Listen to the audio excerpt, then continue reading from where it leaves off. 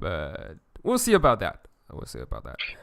All right. Welcome back to a series of Wonders events. I'm your humble DM Robin. Joining us today by Kenzie, our dwarf cleric Hamura. Stefan play as Riveni, our human sorcerer, and Alex play as Suits. Yep. Yeah, our Tabaxi warlock. Nathan as Viking, the Asmar paladin, and finally Kat, play as Tali, the wood elf rogue. So previously, the team tries to escape from the slavery of drow. And though their first attempt failed, they didn't give up, and they tried it second time with a little help from a drow named Jorlin. However, he turns out to be just as uncaring as another drow can be, and he kind of used the team as a kind of like a bait, just to make things harder for the guy he wants, the girl he wants to revenge, Ivara. And now the group is like in deep trouble as they were surrounded by a bunch of drow and possibly worse, rocks on the side. A huge demon, where they are kind of currently surround every member of the team, besides Suits probably, because he leaped off the edge and yeah, now he's probably on the run. So right now, I'm running for my life. Yeah, so right now it'll be the NPC's turn. Callista will be charging in as she sees you guys are in trouble. She's gonna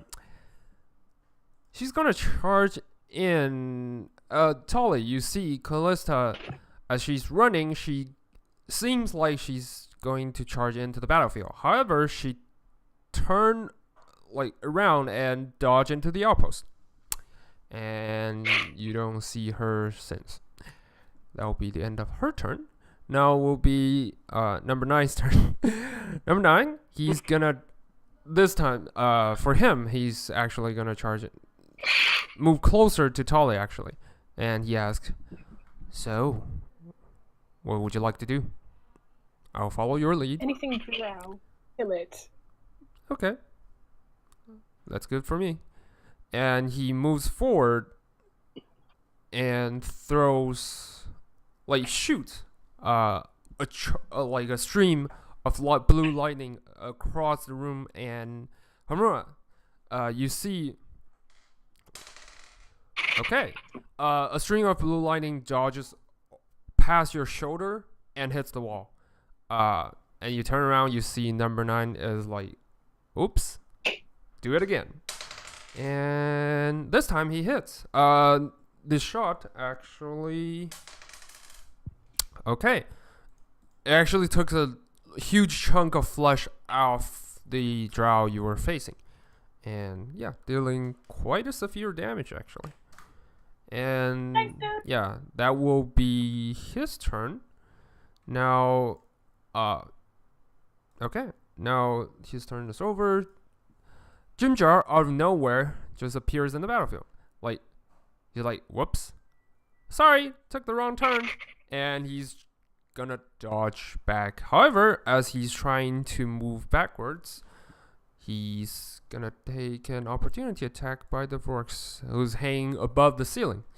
And okay, the first attack misses. Swoosh, swoosh. Okay, 2 attack misses. Jimjar is like a little bit too short for them to reach, as he dodges around the corner into the outpost. And that will be the end of his turn. Yeah, that will be the end of their turn. And Reni, you see that Tudo was the hero who pushes you into the imminent danger, is currently fighting with your cellmate. And as they're fighting against each other, they kind of slipped on the edges and both of them tumbles into the pit. And you don't see them since. Yep. that will be the end of all NPC's turn. Well, at least your cellmate's turn. Now will be Viking's turn. Viking, what would you like to do?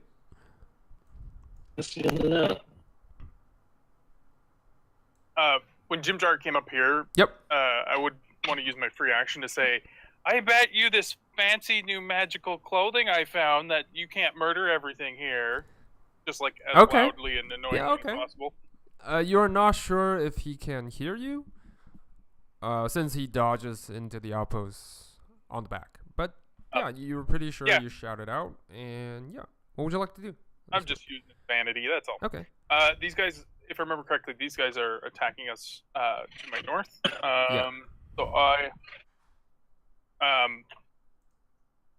I'm going to stab the one directly to the north of me. Directly facing you? No problem. Go ahead. Yeah. Wait. Hamura, do you have your stuff? Nope. No. I just ran. I ran half-cocked. I have in my inventory, I have a longsword and a short sword. Mm-hmm. Yep. You grab the longsword from the armory. Yep. You got my hand. That works. Yeah. Okay. No, I was gonna try and throw you something as an action, but we're good. Okay, I'm gonna swing with my longsword. Go ahead. Which is take a swing. Be using. Take a swing.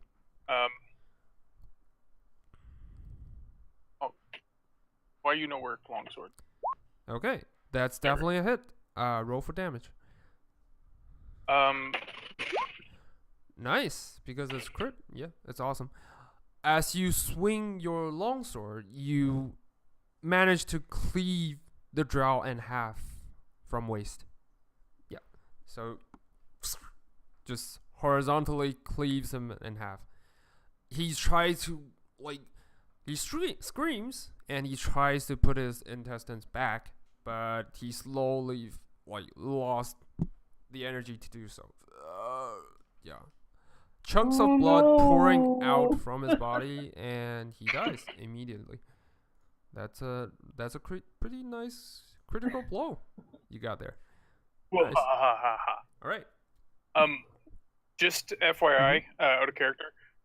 When I played last week, we had some issues with crits on spells. The sheet wouldn't roll properly. Oh, interesting. So I don't know if they fixed that issue or not. Okay, I'll keep that in mind. Yeah. When you roll for damage, it just throws an error, so you had to manually roll the damage. Okay. I think it's because they changed the spells to different spot. Yeah, I have the same warning sign on my NPC list. So, yep. Good to know. All right. What would you like to do? You still have your bonus action and your movement. What would you like to do? I don't have anything to do with my bonus action, or I can do right now. Well, if you wish to, you can. Is there any spells you can do with your bonus action? Nope. No, I'm tapped out. Okay. We fought. I have. Yeah, you haven't. I used. Yeah. Get a proper rest. I used 2 in the arena and 1 shooting gun. So tapped out. Well, you can still move if you wish to. No, I'm okay with my back up against this door and wall. Okay. I have a way out if need be. Okay. I'm like, Hamura, are we running or fighting? Running or fighting? All right, that will be the end of Viking's turn. Now it will be Hamura's turn. Hamura, what would you like to do? Oh, I would like to pray. Take a moment. Yeah, that's a good start. Like, Morden, you can take me, but just let everyone else get out. And ignore the fighting going on. You just go down to your knees and you start praying. I don't go on knees to pray. And I'm gonna swing at the air and be like, "Damn you!" Yeah. I try to get this guy away from my uncle. Okay. So, do you wish to attack him or just run, grab your uncle and run? Just as a reminder, you can use your action to dash. For those of you who are not rogue, you can use your action to disengage and try to run. So, just saying. I'm gonna grab my uncle. It's always and then, let's go. And then Yeah. And then book it this way. Okay. So you grab him. He lets you, and he's actually gonna flee with you. So 25 feet. Yep. You can move to here. To this spot. Yep. And your uncle. Just gonna try to shield him. Yeah. He's like. Right thing. We're out of here. We're out. Yeah. Just run. I see this and I'm like, so that was a run, right? Like, you didn't actually tell me what we were doing? That's definitely a run. Yep. All right. You can stay. You can stay. Be our backup plan and just help the others escape. Broke their rivers with our dead. I mean. All right. You still have your movement. You can still. If you mad dash, you can still move 25 feet further. Yeah, I'm gonna do that. All right. Yeah, go all the way down them stairs. Okay, so you can move all the way down here. Yeah. Yep. And I'm gonna help you move all the way down here. Oh, thank you. Yep. All the way down here. All right. So Hamura's definitely getting out of dodge. So that will be the end of her turn. Now will be Drow's turn. Drows are like some of them are still fighting against the Vorks because it's more of a huge threat. But this guy is actually gonna try to stab you, Viking. Let's see. Where's his character sheet? A lot of character sheet opened. So, right.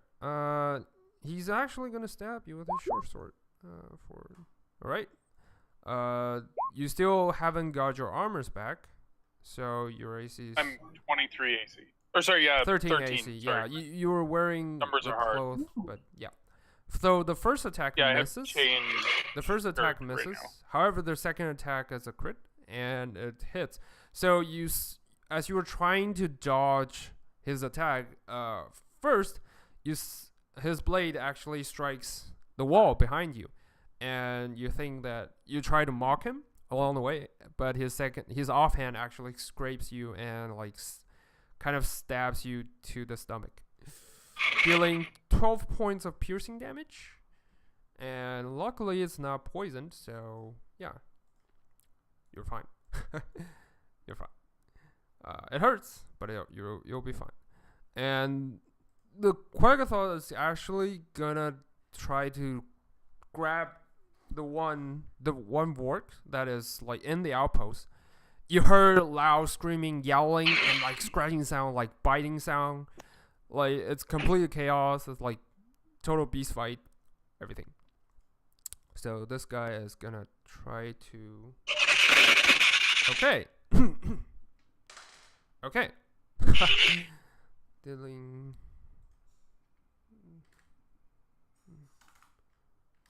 He was repeating that. The others are gonna fight their fight as well, but this guy is gonna move forward and try to get Hamura. So Viking, you get an opportunity attack, as this one is trying to dodge away.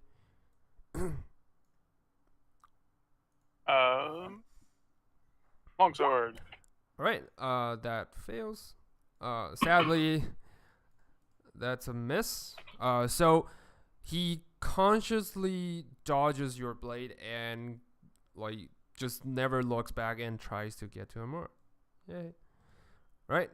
So the others, the Krakathon is actually gonna come closer to you, Viking, and he's gonna take a swing. Okay. It's definitely gonna hit. So he's gonna be dealing. All right. 9 points of slashing damage, as he scrapes your armor, and that will be the end of his turn. So yeah, you're taking a lot of hit at this point, and luckily the Ivara seems to still be in like a combat of wits, as you can see. Her tentacle like rod kind of like grabs around the Vork's shoulder, and she seems to be staring at the Vorks for some reason, and they kind of just froze in place. So you're guessing she's not in position to kind of do any attack on you. That's lucky for you. And as at this moment, you heard the cave you were like Ivar was in, as she says she's gonna summon something. There's a loud kind of cry, kind of like in severe pain, and then you hear the sound of someone being devoured alive. Yeah, it's a nasty sound mixed with bones crunching, blood spilling, and gurgling sound of a dying person. You imagine whatever is inside is probably not nice or decent in any way. Alright, this guy is gonna take a swing. It's gonna make a run for it. So he's gonna take the disengage action and move along the side to pass Tully and pass everyone, and says, "It's every drow for themselves." And Tully, you notice that this drow is the one that you guys faced before, is the one of the guards you guys faced before. The shitty yeah, one. currently he's like running for his life. He's like, I'm out of here. He for Tully, you can see he gets real close to the spider and he whistles. The spider kind of get closer to him, and like he leaps on top of the spider and they both jump into the pit. So they're off combat. Okay. Yeah. Mm-hmm. However, there are more spiders. They jumped into the pit. Riveni. Wait, do I see them? For suits, you don't, because even with your dark vision, they're still really far away. You heard a sound, though. You heard a sound of someone leaping off the cliff. Wait, dark vision, is it 60 feet? Sorry. It's 60 feet. All right, then you do see... They'll be only like 35 feet away from Yeah, them. you do... Sorry, my bad. Feet. Then you do see both of them leaping off the bridge, and they landed on top of the spider web, and they kind of just rose into the waterfall. Actually, it's weird. They just like they went charged directly into the waterfall and disappeared. Yep. I don't want to be going the same direction. Yeah. So for Riveni, as the two like roadblock kind of blocks Quackataw's way is now gone, the Quackataw is gonna leap out of the cage and charge directly towards you. Cause you were the one that they faced. But however, since the bridge is like really, hold on, let me see. Yeah, they that's all they can do. They can only reach you, and yeah, the first one can make a scratch at you. Let's see. Let's hope for the best. Let's hope for the best. Alright, that's definitely a hit. You see the giant claw as he like leaps off the edge and like scraps you on the back as he landed on the bridge. However, he's gonna make a dex save. Alright, that's nice for you, because in its eagerness to try to scratch you, it falls directly into the pit, because as it leaps off the edge, it falls into the pit. Yep, so it is out of your sight. The others are probably not gonna get you. Let's see. Alright. This guy... Yeah, this guy is gonna do the same thing as the other one. This one is gonna be blocked. Some of them are actually gonna go after these two. So they both jump off the edge.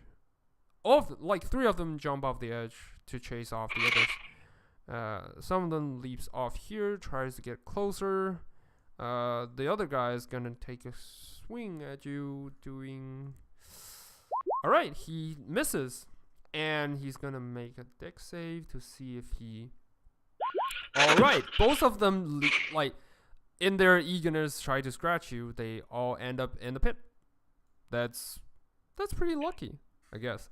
All right, that will be the end of their turn. Oh, and Riveni, you don't hear anything from the outpost right now, currently.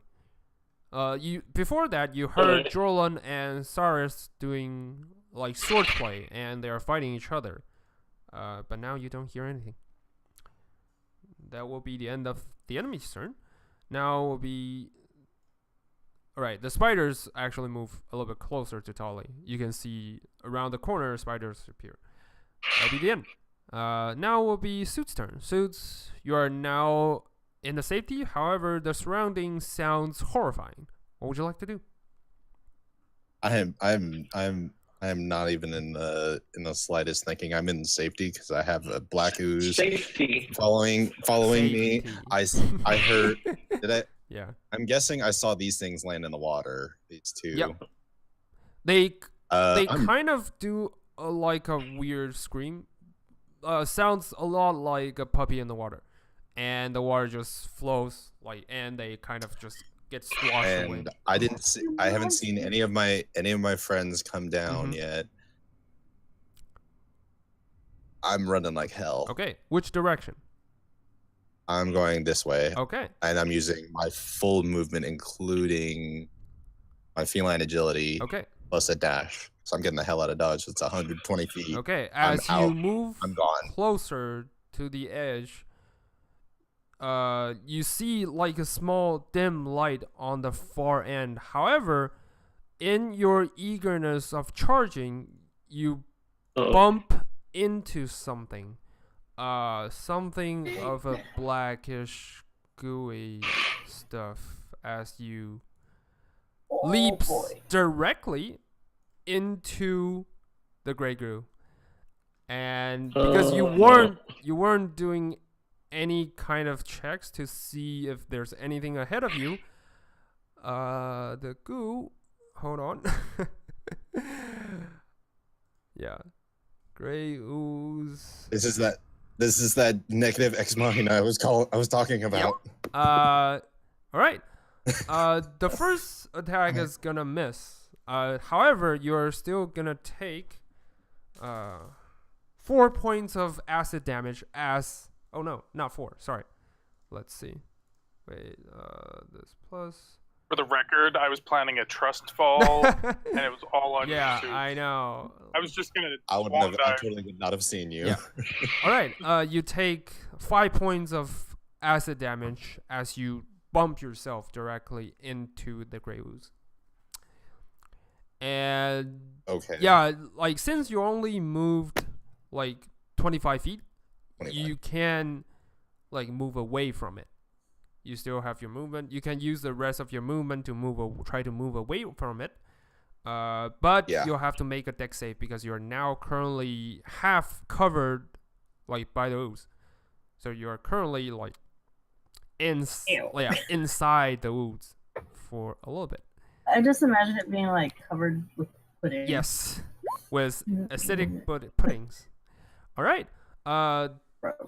He's gonna make a counter. Let's see if he successfully leeches onto you. And whisper. All right. Sadly, the ooze is like real sticky. Oh, whoops! Didn't mean to. I didn't even mean to click that. I don't know what. You can make the attack if you wish to. What? No, I wasn't trying to make an attack at all. So sadly, the stickiness it's like clings on your body part, and yeah, like it doesn't let go. So sadly, yeah, you're stuck.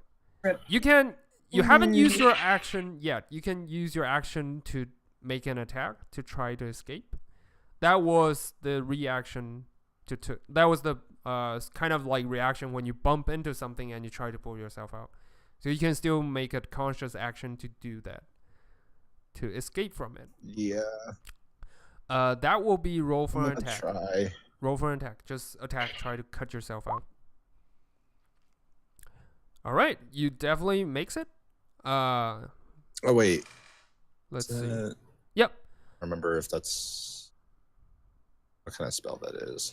Oh wait, icing knife?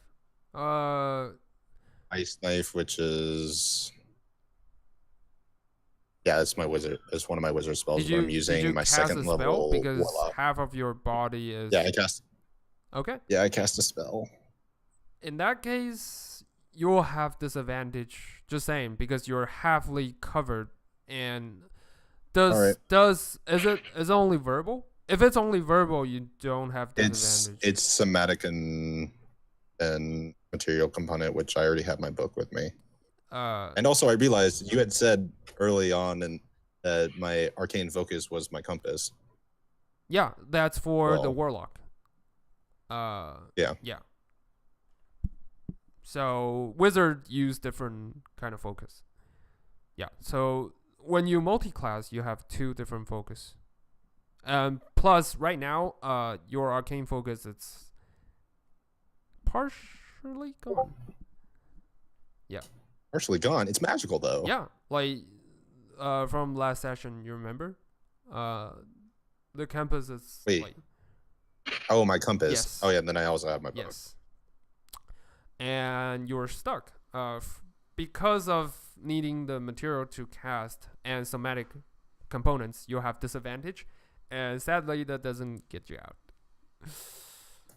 Yep. Well.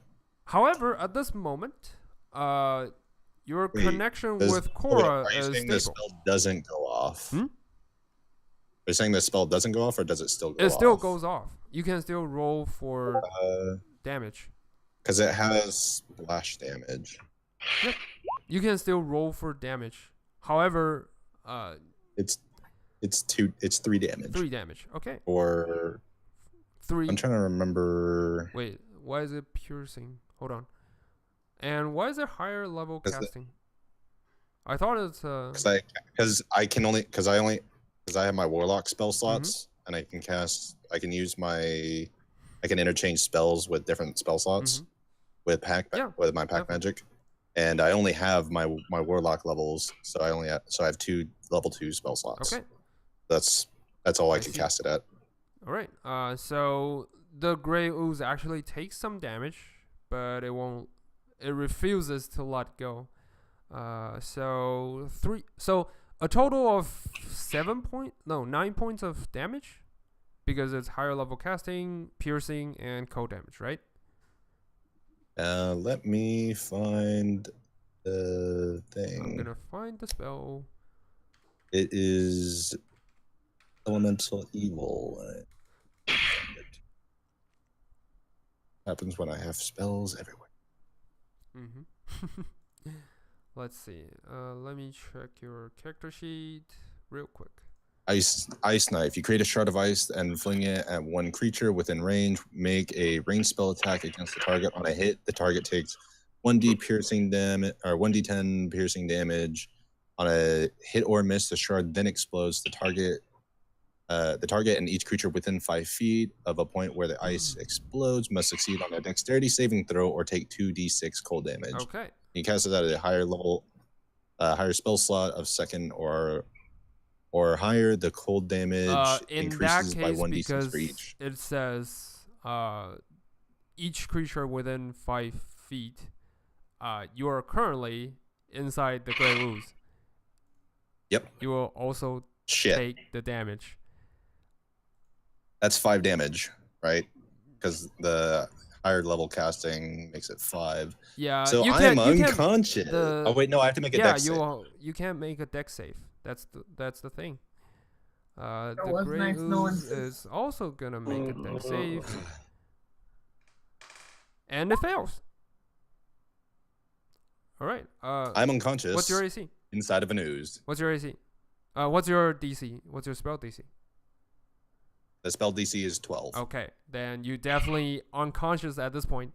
The ooze is gonna try to devour you, but before you fell unconscious, you found the link between you and Cora is now stable, and you heard like a voice from afar, because you were falling into your unconsciousness, saying, "Would you like to make a deal?" Oh, oh shit! This can only It's go never good. good. Go well. Please whisper to me the what. I'm gonna make an insight check. Okay. If I've learned anything Oh. from anime, I kind of want to Don't make know no- what the voice sounds like. It sounds like Cora. Would you? Cora the cat Yes, is making your a deal cat. with me. In My your own cat. like split second of falling unconsciousness, you see Cora, but not in her usual normal cat form. Her eyes is like having eyelashes glowing red, and the patterns on her body looks more like a tiger instead of a normal cat. There are lines, strip lines, like black and red across her body. Her ears pointy and sharp and burning son of a in blue bitch. flames. I know who you're talking about. I know who this is. Wouldn't I? Like I let you do the insight because you can't tell because you and Cora is close. However, in your unconsciousness, it's really hard to do a conscious check on intelligence to make sure you can still roll. It's gonna be a little bit harder. Okay, so you think you know who this is. You think. Motherfucker. Okay. Shit. Sure. I'll take the deal. Make a deal. Cora looks at you impressed because, like, she I know who continues you saying, are. huh, This is gonna be for the one scary. in so many centuries, you're the first who never asks what the bargain is.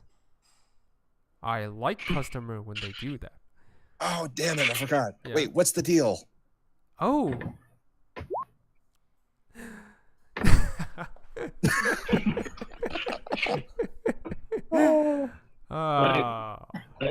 Okay, Robin. Okay. This is out of character. Mhm. I always forget to ask. I always forget. Me, Alex, forget to ask what the bargain is. Okay. My character wouldn't do that. Okay.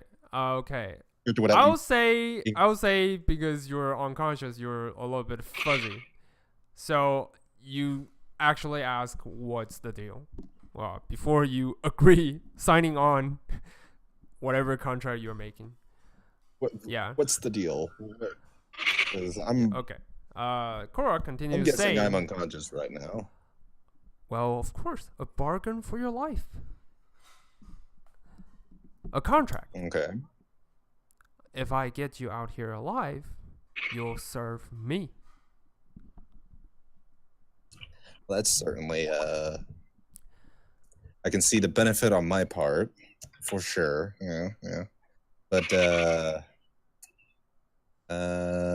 what do you want out of this? Well, occasional events I need a hand to push forward. Occasional, like, enemies I need to remove, like, their pawns I need to remove from the way of my grand scheme. So, do we have a deal? Will it be people that have a negative influence on the world? Let's just say they're shaping the world in my image.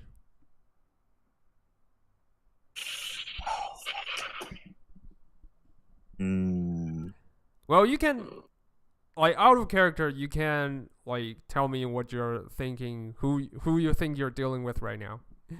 You can tell me. I'm dealing with the cat lord, aren't I? Not, well, I would say it's half true. It is using the image of the cat lord. However, you're not fairly certain. Like, out of character speaking, you're not fairly certain. But Do it, Sus. You'll become a magical girl.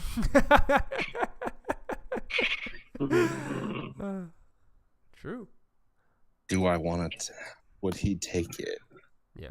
Knowing who he thinks it is. Are you referring to garment girls? Magical garment girls? Garment girls. I'm dealing with Garfield, the Deals Warlock. I wish. God. Can I get back? Can I get back to you on this? Just keep the game going, and I'll get back to you on it. Okay, sure. So When it comes back to my in turn, your right? in your unconsciousness, you're currently in a frozen time. So we'll get back to you later. So right now, Tolly, you have no idea what's happening to your group. You have no idea what's happening currently. You just know that there are a lot of enemies in front of you, and you probably need to get the hell out of Dodge. Good luck. So what would you like to do? I'm gonna go back after 9 and stick my head around the corner. Okay. But So as you move towards 9, you see him like kind of dodge around the corner and just says, "Don't move a muscle." yeah, no, Okay. freeze. Yeah.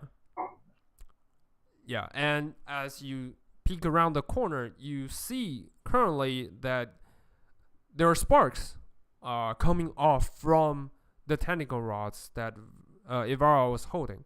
And the voice screams in severe pain. If ever a demon would cry for help, this is the moment. And like, she's not looking good though. Ivara seems to be putting all her energy into doing this, and you can smell like flesh burning off from the Vorks. It's still your turn. What would you like to do? She's vulnerable, isn't she? She's not moving. Yeah, currently she's not moving, and you can tell that she's in quite a focus. That, yeah. God, I'm gonna do something real massive stupid. Yeah. I'm gonna throw at her. Okay. Roll for attack. You gotta do dumb shit, guys. Yeah. Yeah. Roll for attack. All right. What makes Your first throw misses. Even though she's in an extreme focus state, she managed to like command one of the tentacles and bashes your baton off. Luckily, your baton actually returns you when the attack is over, so you can still make another attack. But you see that she's still not like giving up for her focus on Vorks, so she's still staring at it. That's a good sign. Yeah. Can I see the one by the king? Can I see that he's in a bad way? Yeah, you can totally see that. There are a dim light around the wall corner, so you can see he's bleeding heavily, like claw marks. You know it's bad because I'm wearing clothes. And there's there's one stab After wound that. on part of his stomach.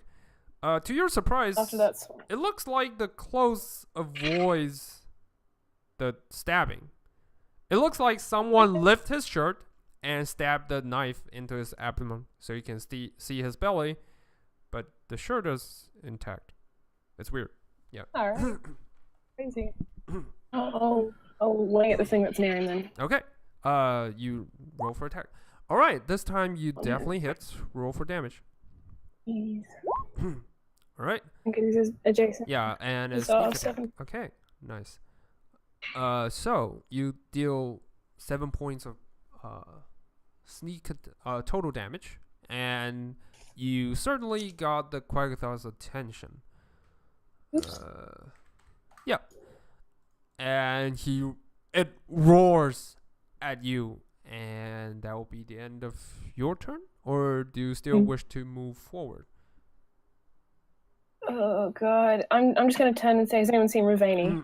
You should be here by now. Yeah, Rainy is still on the far side of the bridge. And do you wish to I don't move know that. closer to her, or? Nope, I'm holding until I see her. Okay, so you wait. Do you hold your? You can't hold your movement. You can hold your action. To ready an action. It's okay. I'm happy to throw. I'm just waiting to run until I know Ravani's with me, so she's not left in the dust. Okay, so you, like heroically gave up your movement and tried to wait for your comrade. That's good. That will be the end of your turn. Ravani, what would you like to do? It's your turn now, and luckily the Kragathas all fall into the pit, so there's no one stopping you. They're about 20 feet away from you, down in the spider's web. However, you can't really see just around the corner. You can see barely a shape or something, but due to your lack of dark vision, you can hardly see. Yeah, you can see some part of daylight on the wall, but that's it. So all the Quagos are like. Yeah, they're now on the web, like struggling to get out. So, yeah. So I was basically right sort of like running off, and I actually sort of started to tear up a bit because I was panicking so much. But as I sort of saw that all the Quagos had managed to sort of end up falling into the web, I started to go to like to just go like it's like thank the gods for what happened. Okay. So you thank whatever deity you worshipped a little bit, and do you keep moving or do you just stay there? Right. So step one, I cast mage armor on myself before I move anywhere further. Okay.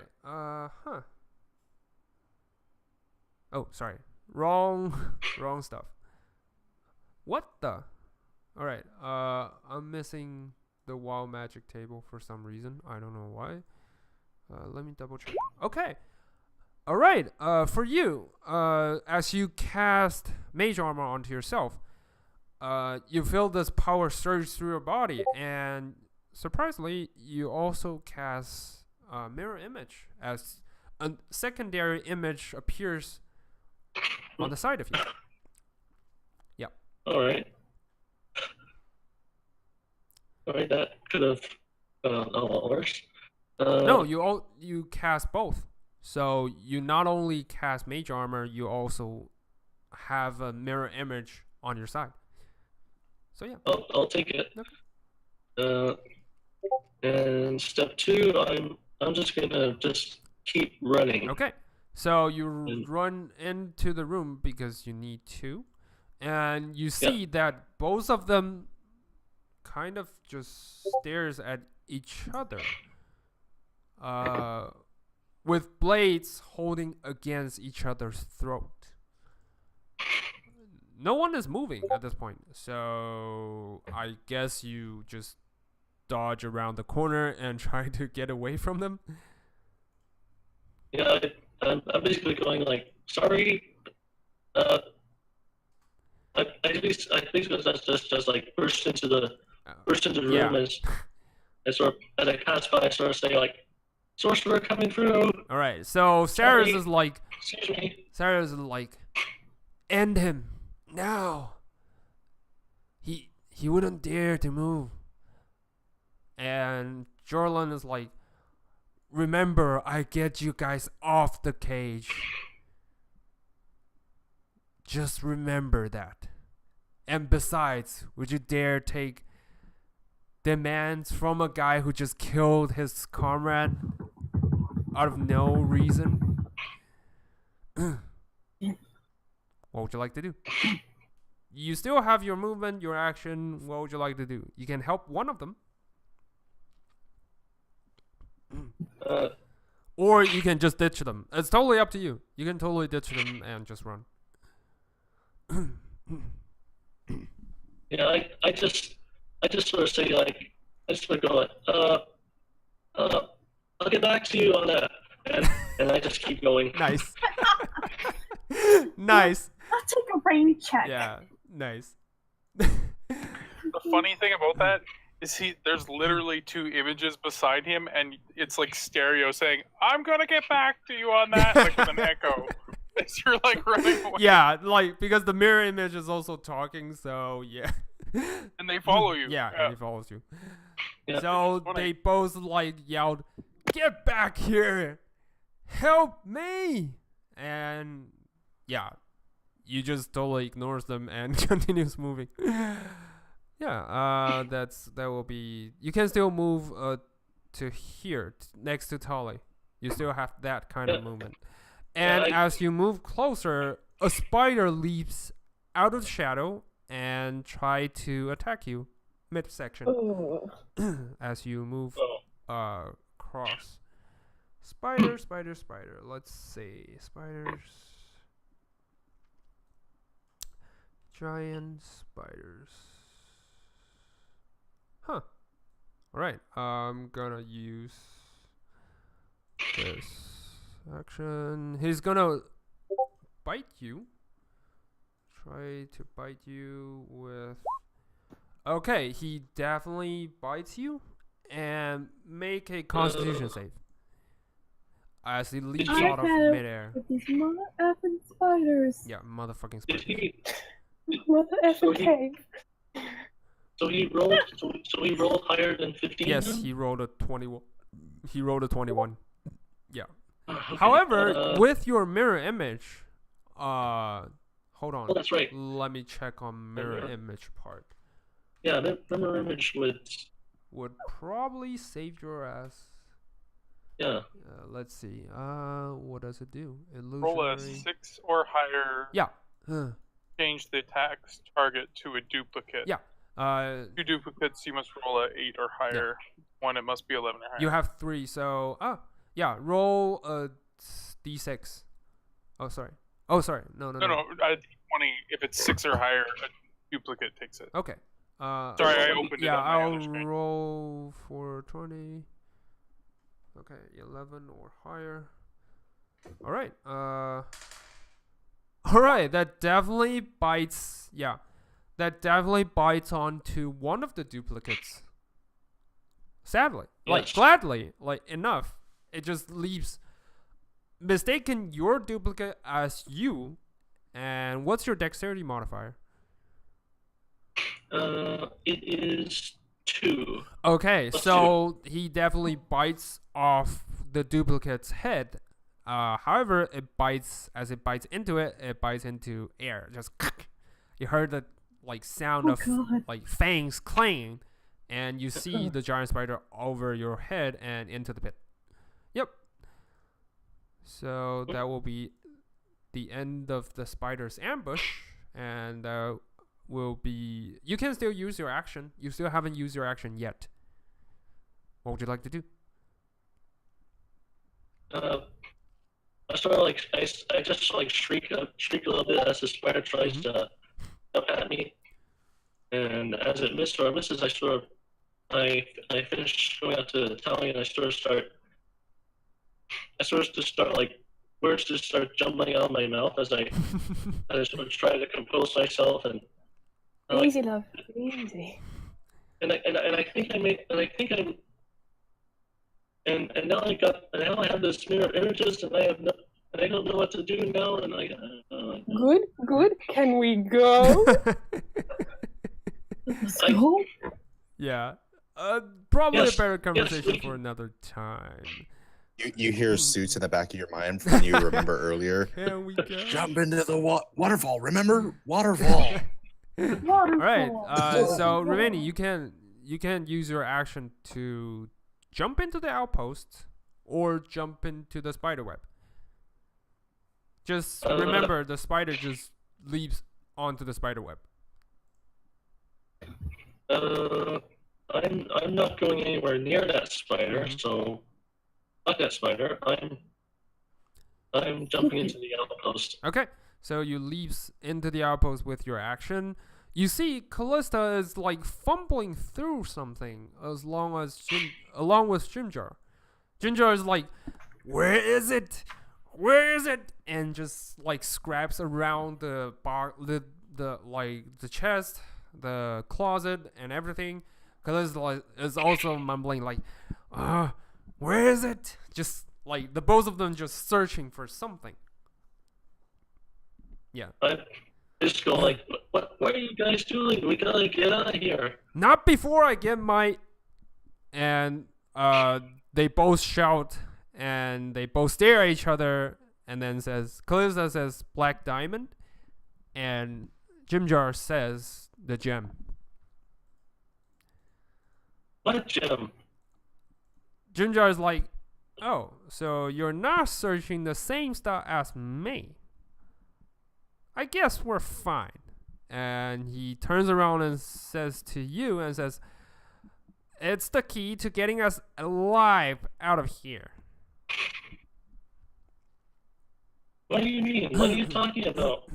And as you were talking, Ravani, you noticed that you were stepping on something. Oh. Yep. And you take a look. It's an emerald. It's glowing in a weird kind of space of light. Like, it's like glowing in weird light. Like, just weird halo. What did you say I was stepping on? Give it to me. Jimjar like just tries to grab it from you. Do you let him? Wait, so I'm like, my foot is like on top of like the jewel? An emerald, actually. Oh, an emerald. You see Jimjar like leaps towards your foot and tries to grab the emerald. Do you let him? Do I have enough time to like sort of check it? grab it? Yeah, you can roll for an Arcana check to see if you notice that. But you can't. You don't have the time to cast a spell. It's way too fast. So I just like to reach and grab the gem? Oh yeah, you totally can. Do you grab it? Yeah, I'll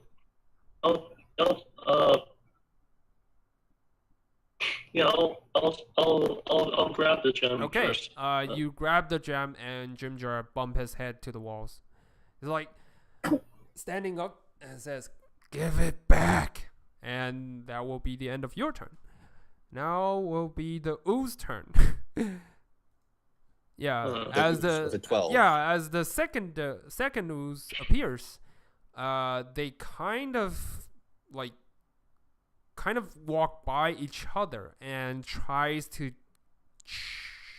devour you, Suits, as they kind of gather around you. However, they don't seem to make it for some reason. You're either too hard to chew on or some other means are protected. Nobody likes fur in their mouth. Yeah. It's just a disgusting... It's a disgusting It taste. gets caught everywhere. Yeah. That will be the end of their turn because they can't do much. Now will be Callista's turn. Callista is still fumbling through the outpost, searching for something.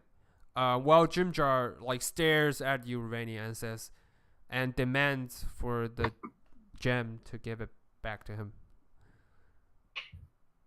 He's like, "This is our key to escape.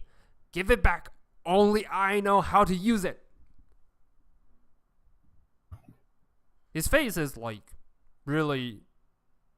If a dwarf can, if a deep gnome can be pissed through the roof, that will be his expression. Just give it back. What would you like to do?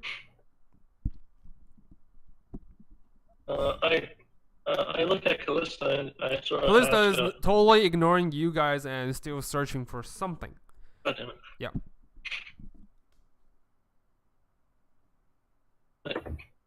Okay. I asked him then wait, how is this? What do you mean? How is this gem supposed to help us get out of here? He doesn't say anything. He just demands you to give it back. He's refusing to tell you any information about it. He just says, "Give it back, or we all die." gonna say I'm already dead, so it doesn't bother me. Yeah, you guys can probably hear Suits on the back of your head. My spirit's like haunting all of you people now. Yeah. I'm still pretty. I haunt her more for the rest of her life. Whatever. So, what would you like to do? I'm still a little frazzled, so I'll just go like, all right, fine. If you really think this gem is supposed to help us all get out of here somehow, take the thing. He grabs the gem and just says, "You won't regret this." And he just charge out, does like speeds out of the outpost, just leaves. And yeah, he's nowhere. Tolly, you see Jinjar out of the outpost, says, "Out of my way! Out of my way!" And just Did I hear that whole exchange? Do you let him, or do you try to grab him? Well, yeah. No, okay, so he just runs into the battlefield. Viking, you see Jinjar is currently like running into the field, and on your sight, you see him slams a green-looking gem onto the floor, and all of a sudden, it's quiet for a moment. Like the moment he slams the gem onto the floor, nothing happens. But then, just 1 second later, everything starts to shake. The earth starts fumbling, like trembling, so hard so that it feels like the world itself is falling apart. Rocks begin falling from the ceilings, and the rooms become scatter. Everyone, roll me a dexterity save. Even no, not Suits, because Suits is unconscious, but everyone who's conscious currently. Because Suits is dead. Yeah, because Suits is dead. I'm technically unconscious. I'm not dead yet. Yeah, you're not dead yet. Oh, I will be dead. I might be dead soon. We're about to die. I'm dead. Good night. Yeah, you are prone to the Good ground. night, sweet prince. You did. Okay. For those of you who are above 10, you're stable. You managed to capture your balance on the floor. However, Hamura, you were dragging your uncle across, and you didn't expect this, and you fall onto your knees. And to all of your horror, the outpost starts to, like these two, the one that are near you, Viking, like completely crumbles and falls into the pit, leaving 2 giant holes on the ceiling. And the tremoring also like stumbles, while Viking is fine currently, but the trembling seems to mess with Ivara's energy focus, as you see the lightning kind of curls back onto her, and she screams in pain as the energy sort of backfired. And you also hear from the cave the thing that was like devouring something inside kind of gurgles, and with a giant bang, just a huge light like comes out of the cave and just gone. There's no sound inside. Everything just seems disappeared. You assume that whatever was inside is probably no longer there, due to the lack of focus Ivara was in her state. So, for those, thanks, nerd. yeah, right. For those who are still in the outpost, Ruveni, you feel that the outpost is like broken some part, as the wall on your side kind of falls into the pit. You can clearly see the pit and the spider web. even Callista couldn't hold her balance and falls onto the ground. So that will be the end of their turn. Oh, the drow is gone. Huh, interesting. Alright. That will be the end of Jimjar's turn. Now Callista is gonna leap. It's like, it's not here. Dang it. And she just leaps off the outpost and disappeared. Number 9 is like, well, I'm out of here. And he also leaps onto the web and just gone. Ginger is like, well, whoever stays, like, just pray for yourself, and I'm out of here. And he also leaves off the cliff. So most of them are gone. I like how a lot of people are just jumping off of a 120-foot cliff. With no idea how they're going to possibly land. Yeah. Well, they probably will land on the web. For them, they know that there's a huge web on the pit. You were different because you leap into the stream instead of the web. But currently they're all off. So Viking, it's your turn now. You were like standing. You're still standing as the enemies around you falls on the ground, prone. What would you like to do? So is everything prone now? Yeah. Like enemy wise? Yeah, enemy wise, they're all prone. Ivara okay. isn't, but she's suffering from some kind of arcane backfire. Okay. Well, I gotta get out of here because I have like 2 health left. Yep. Yeah, So okay. I'm gonna use my lay on hands and give myself 14 points. Isn't that an action? Yeah. Okay. That's my action. Okay. 14 points. And yeah. So then I am going to shit. Can this guy attack me? You're just gonna shit. Yeah, you're just gonna. This guy actually. Oh, sorry. He's gone. He was the one that was in the outpost. You can't see him, but now the outpost is all gone. He probably falls with it. So, if I move away from this guy here, he should have disadvantage on his attack, right? Opportunity attack. Yes. Yeah. So I'm gonna do that. Oh, let me do this first. So the outpost is gone. What? The outpost is gone. And yeah. Let me check. Opportunity attack. He definitely misses as he tries to grab you by the ankle and fails. That's 25 feet, and I don't know. Is he on like the only landing there? This part?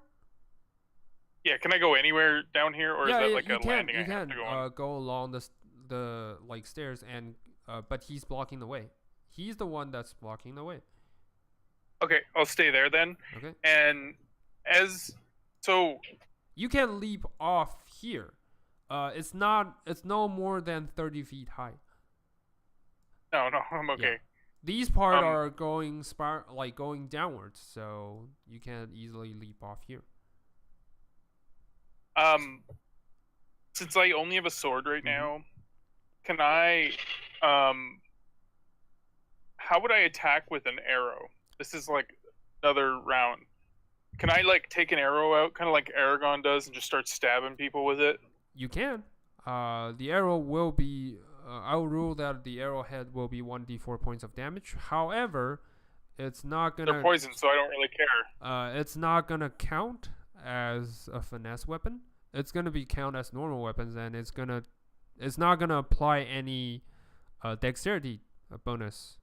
You won't have proficiency because you never train in how to use the arrowhead to damage the other guy. Yeah. Would they be considered simple? Yeah, so simple weapons. No, well, it's more than simple. Like arrowheads are not. So imagine this: arrowheads are not common weapons. to be used. Even darts, they are certainly they have a certain part of design, but arrowheads, no one really use arrows to stab someone using melee style. So yeah, I'm so just gonna take an arrow. Out of your dex. Yeah. So just a d20 I wanna plus your strength modifier. That's it. I want to put an arrow. Like I want to have an arrow in my offhand. Okay. That's Okay. the thing. It doesn't count as finesse weapon. You can't use it as an offhand attack. Oh. Yeah. You can. Currently, you use your action. You know what? I'm gonna rule you can. Because arrowhead is nothing. But. Yeah, like it's not a big weapon or anything. But you see where I'm going with. It's I know. poison, so I can. I'm gonna rule it. You something can't with do it. You can't do it as an offhand weapon. And Okay. however, I'm gonna rule that you don't apply anything onto it. It's not even a simple weapon. It's just an arrow. You're not proficient with it, so yeah, you just roll a d20 with no disadvantage and no advantage. Just plain d20, and if you roll for damage, it'll be 1d4. Okay. I can't do anything this turn anyway, so it's no big deal. Did you use your bonus action? You haven't used your bonus action yet, right? I have nothing Oh, okay. as a bonus action. So I see. All right. it really I think next turn, next level, I might get something. Okay.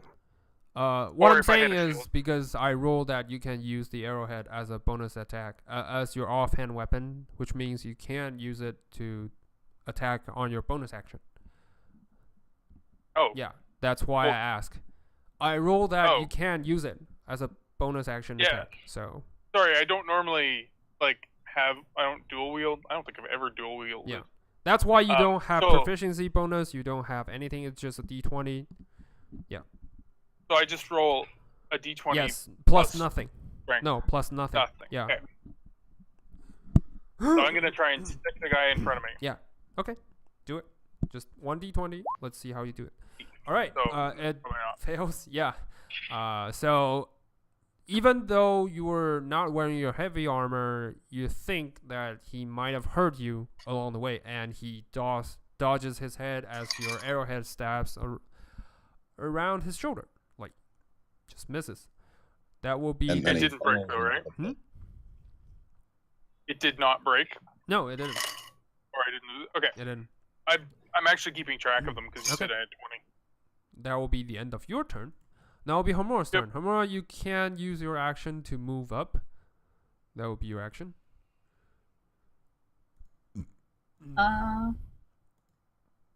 Yeah, let's keep moving. Yep. Okay. Then you use your action to stand. Oh, sorry. You use your half of your movement to stand up. I'm sorry. I said it wrong. Yeah. You use half of your movement to stand up, and you can use your action to keep on dashing if you like.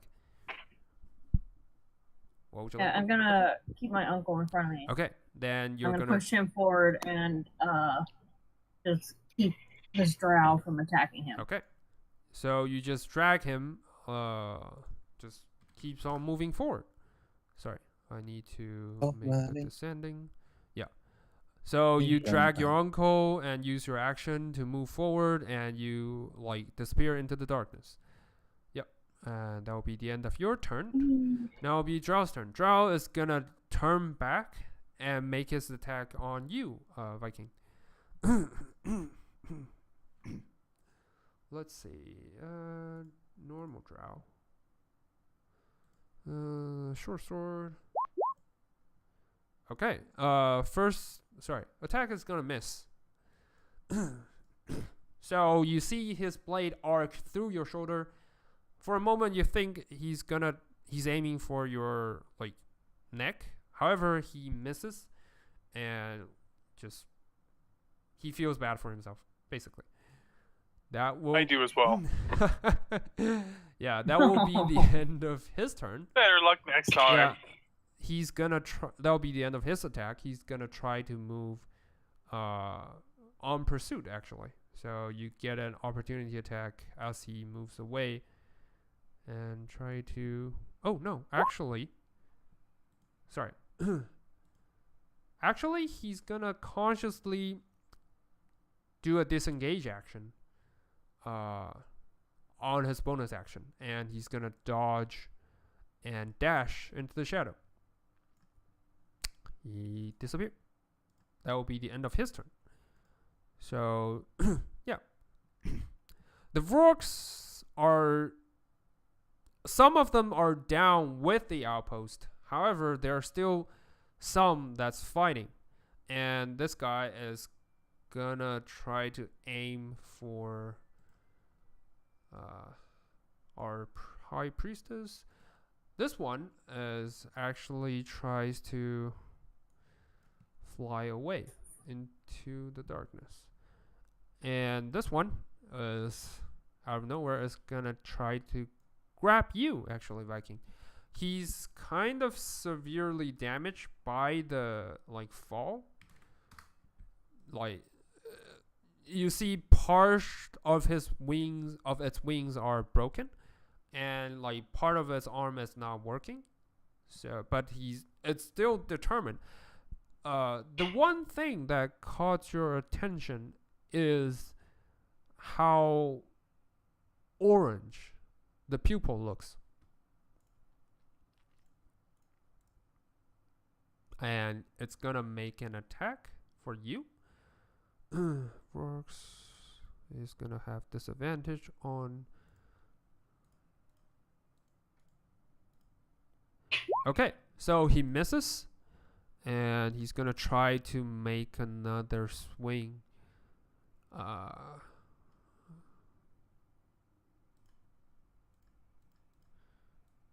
Okay. He's flying right now? What? He's flying in the air, right?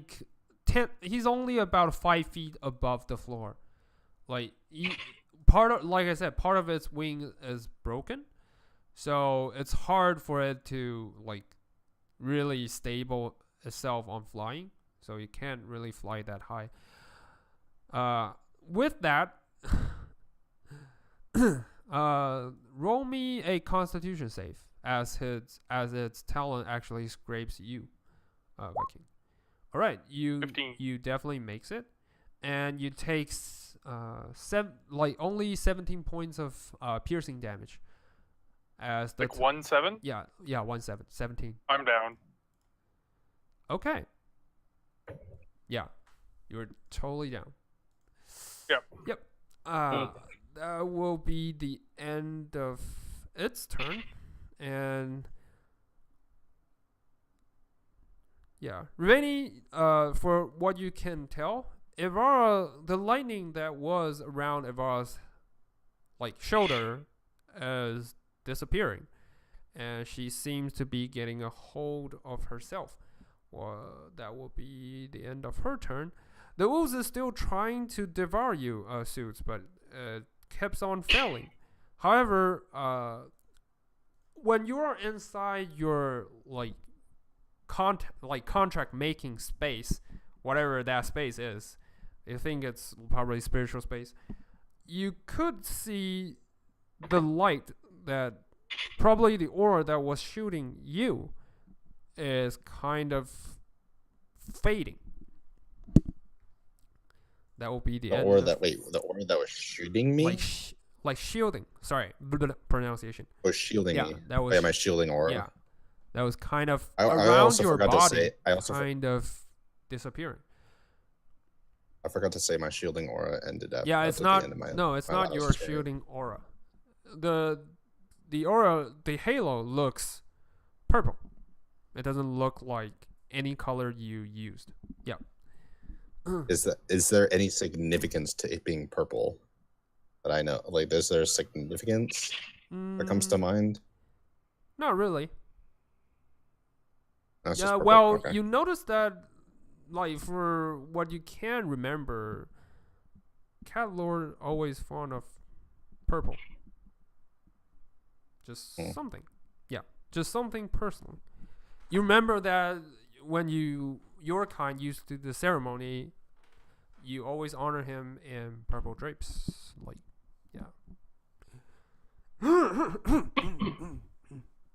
What would you like to do? So this is your turn now. Korra is still staring at you. My first question is, you're clearly not Korra. I know that. mean, at least that's not your actual name. So, what is your true name? That's my first question. Before we make any deal, I want to know who I'm dealing with. Okay. Well, Cora actually thinks for a second, and she continues. I'm using the most familiar image to you as a representative. My true name, if I say it, it'll cause you a mental breakdown. So, never ask someone a true name. What does your followers refer to you as, or what would be a name I'm familiar with? Let's say that. Okay. At least somebody who I know, I would know I'd be dealing with. That's pretty much true. He thinks, well, it thinks for a moment, and then it says, I used to be called the Master Cat. At this point, roll me an insight. I was about to just say I'm rolling insight. All right. You don't think, like, you do know that the cat lord is usually referred to by the people as the Master Cat. Like, it's more like a nickname for it instead of like actual calling him. However, there's something off. Like, you do think that, well, yes, first, usually he likes purple. That's his color. However, the pointy ears and the sharp tip blurring in blue, that is not a common sign to be seen. Do I know what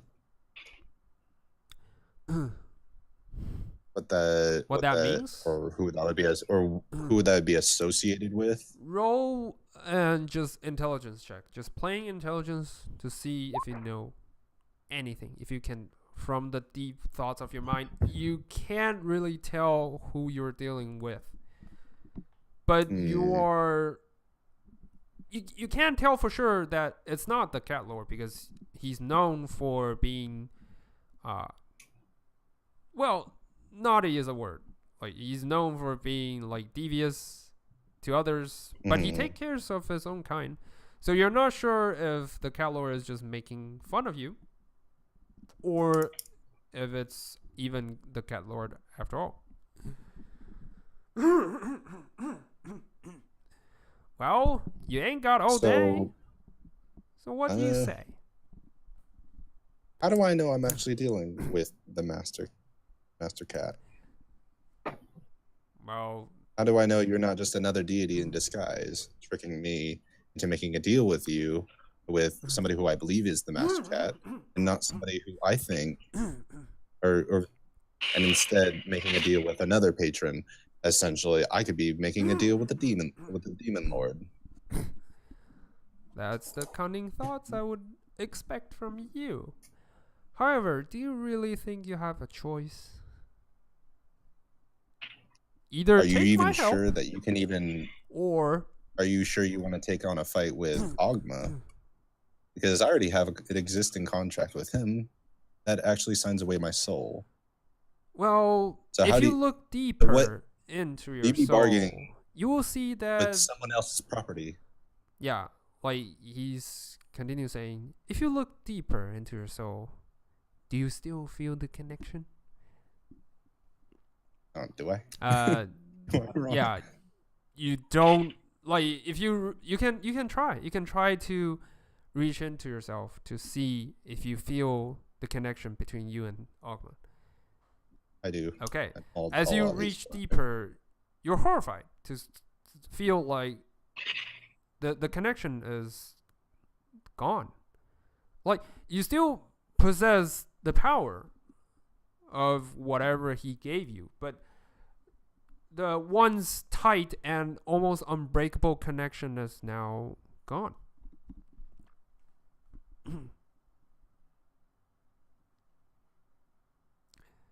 Well, that broke my previous argument, or my next argument. So, what I really want to know is who I'm actually dealing with. I know you claim to be the Cat Lord, but I really would like to actually know who you are truthfully, if this is ever going to be a meaningful or beneficial relationship between the two of us. Roll a persuasion check for me. You're trying to argue with someone who's trying to give you a contract and save your life. But yeah, you did well. So, it thinks for a second and says, "Oh, I guess you have a good point." However, hold out for a toaster. Yeah. However, it's not like I can just give you my name. Mortals will go crazy on the second when they heard upon my true name. I'm not asking for your true name. I just want to know who I'm dealing with specifically. Well, something a name that is given to you by mortals that I would know. Yeah. Well, because we all know that true names, although albeit powerful in themselves, also drive mortals mad. Yeah. So I'm not one to you got a point. drive myself into madness. You were smarter. You were significantly smarter than the last of my little patron I dealt with. Oh, dear Savannah. Well, you can call me Meth. That's all I can give you. Roll me an Arcana, History, or Religious. It's your choice. Probably Religious will be the best, but okay. You definitely realize who you're dealing with. It's Mephistopheles, the devil from the 9 hell. That's the first time. Great. That's the first time. Mephistopheles. Yes. Oh. I always prefer to talk to my patron. To talk to my worshippers in a, down to the earth way. I like brutal honesty and knowing who exactly I'm dealing with, which I will say thank you. Now I know who I'm dealing with. Like I said, you're smarter than my last worshipper. So, what exactly do you want from me? Well, just like I said before, let's just moving along for my plan and eradicate some of the pawns in the game. There's just too many pawns, too many hands in this game. If I want to have the edge, I'll need something more. And you don't even need insight check to tell he's telling the truth. Again? You don't even need insight check to tell that he's telling the truth at this point. So, let's get down to the details. Okay. I know you want my influence upon the world. Well, that's fair enough. So to speak. It's the mind I like in you. That's why I love the former worshippers of Ogma. They tend to have, let's say, collective thinking. I try and pride myself in not wanting to be a person who's fooled and always being in the know. At least one step ahead of others. Okay. But I digress. Specifically, and it does not sound like you're asking for my soul, which my previous patron. That's just part of the deal we can discuss later. But for now, no, not really. Well, my last worshiper, she's got a better soul than you do. So you're not on my list for now. I imagine that she's doing well within your sphere. Well, she's still alive. Within your own hell. She's still alive. That's one thing. Well, she signed her contract in her nave, so yeah. So, what do you say? What do I get in return besides one? Staying alive. Isn't that enough? Staying alive. I mean, if I'm taking on a new patron, you don't need. I imagine I need to have my own benefits besides becoming alive and helping you. Well, what else do I? Mortals these days. That's the part I don't like dealing with a smart guy. They always ask for more. Exactly. You know what? I'm just popping in here because I'm interested. Because it's not every day Ogma will sever its connection, like directly. Do you know that he severed his connection willingly, just because you were whining about something in his shrine? Yeah, we all heard. That's a loud whining in the shrine. Yep. I guess that means I need a patron with a bit more of a faith within his own followers to find their way. Well, that's why I don't really, why we devils make contract with mortals. Not because it's fun. Some guys are just like you, always asking for more. It's because you guys are cunning. You guys know. You guys always try to achieve an angle. That's what we like about you. If I'm going to be your agent upon the world, I might as well have something beneficial to me. Roll a persuasion check. To help me. Yeah, roll a persuasion check. To help me create. Okay. Yeah, roll a persuasion check. That's okay. He's like, not it's for essentially now. To help me bring upon your will. Not for now. You know what? I will grant us something, but not for now. For now, my offer is on the table. I bring you back alive and away from the imminent danger that's currently trying to devour you. Oh, by the look of time, he kind of it's weird to see a cat looking down on its wrist as if it's checking on a watch. Like, oh, look at the time. You will get what? The hell's a watch? Less than yeah. Yeah. It's like he's checking Watches something. exist in this? Yeah, it's like it's checking watch? something. Well, yeah, it's like it's checking something. However, he says, well, look at the time. You get what? About 30 seconds top. 30 seconds top. Before you were completely devoured by the imminent threat. Real quick, how long do you want me to for this first interaction of contract making or first negotiation, I guess? How long do you want me to influence? What do you mean? Until my death, for a couple of years? Well, or until that's something you'll need to talk with. Are you saying out of characterly, or? No, I'm saying in character. Okay. I'm asking him. This is within my 30 seconds. Okay. Yeah. As he's continuing talking with you, you all feel this like trembling. As soon as I know this, I will make it. I will give you my decision. I won't be stalling anymore. Okay. Don't worry. We'll get back to you in a minute, because at this moment you all feel the loud, like, shaking.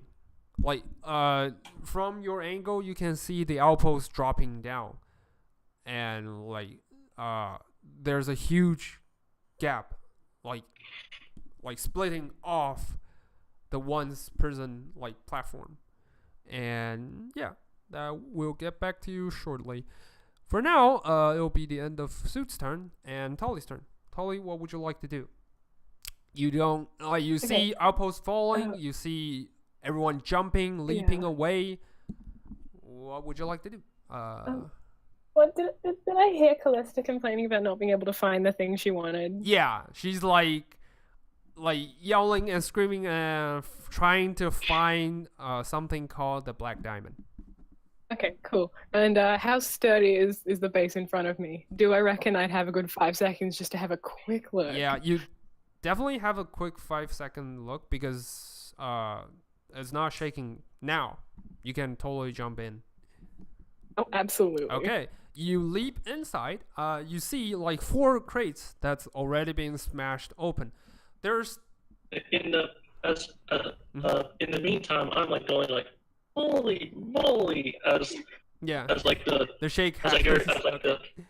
As the outpost in front of me sort of just crumble into the abyss below. Okay, so you did you see that? Yeah, as Tolly you leap inside, you heard Rivani yelling and screaming. Yeah. Okay, what would you like to do?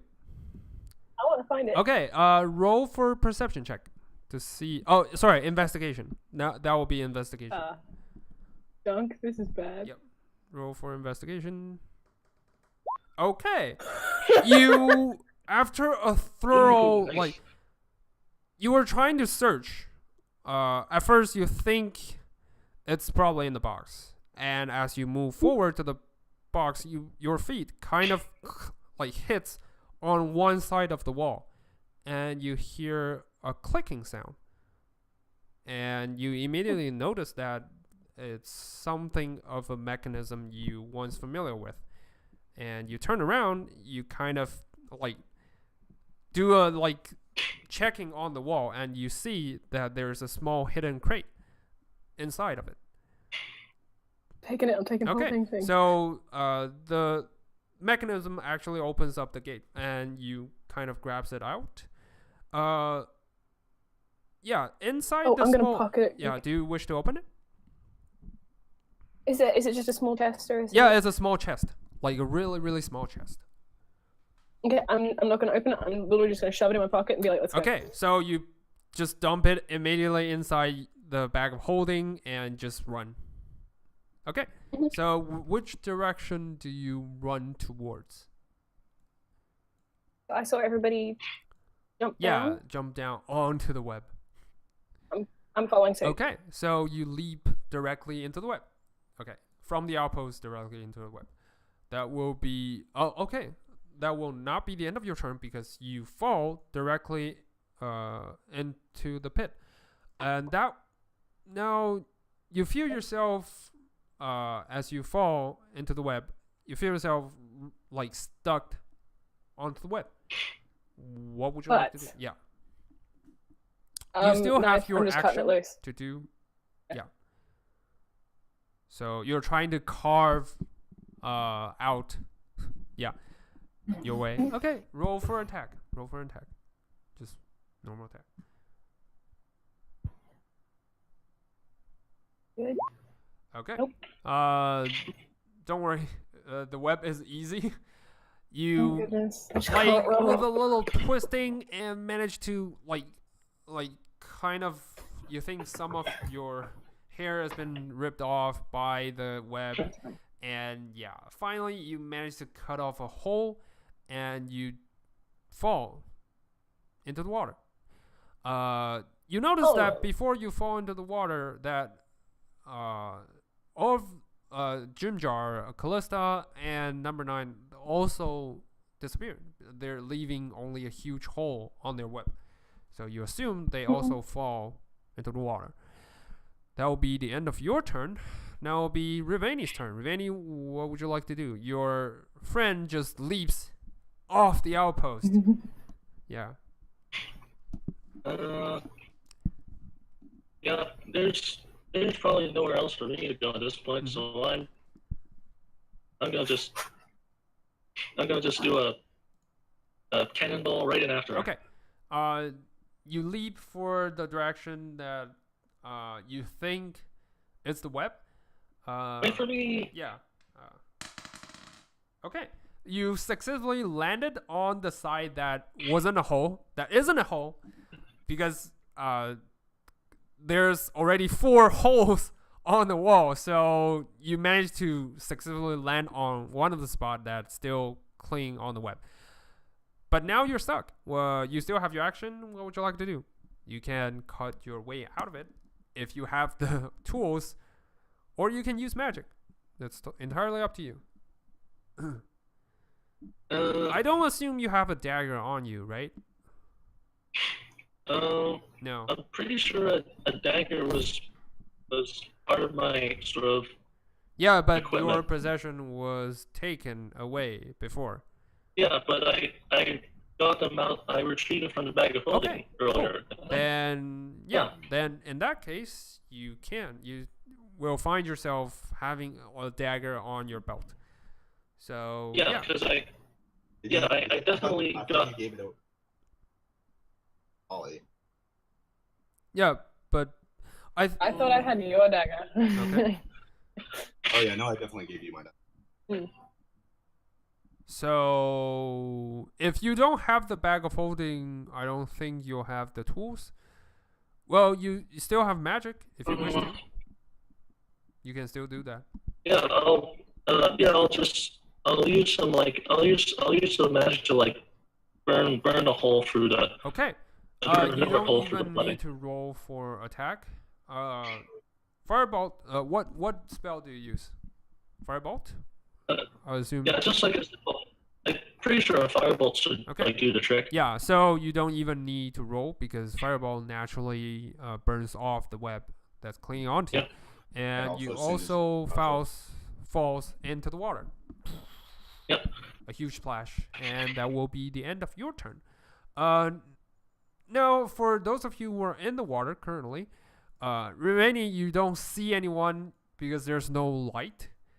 It's completely dark, and you can just follow. You can only follow your feelings to just swim down the way. However, for Tolly, with your dark vision, you can I know she can't you can see. make out a okay. little bit of Callista that's currently swimming.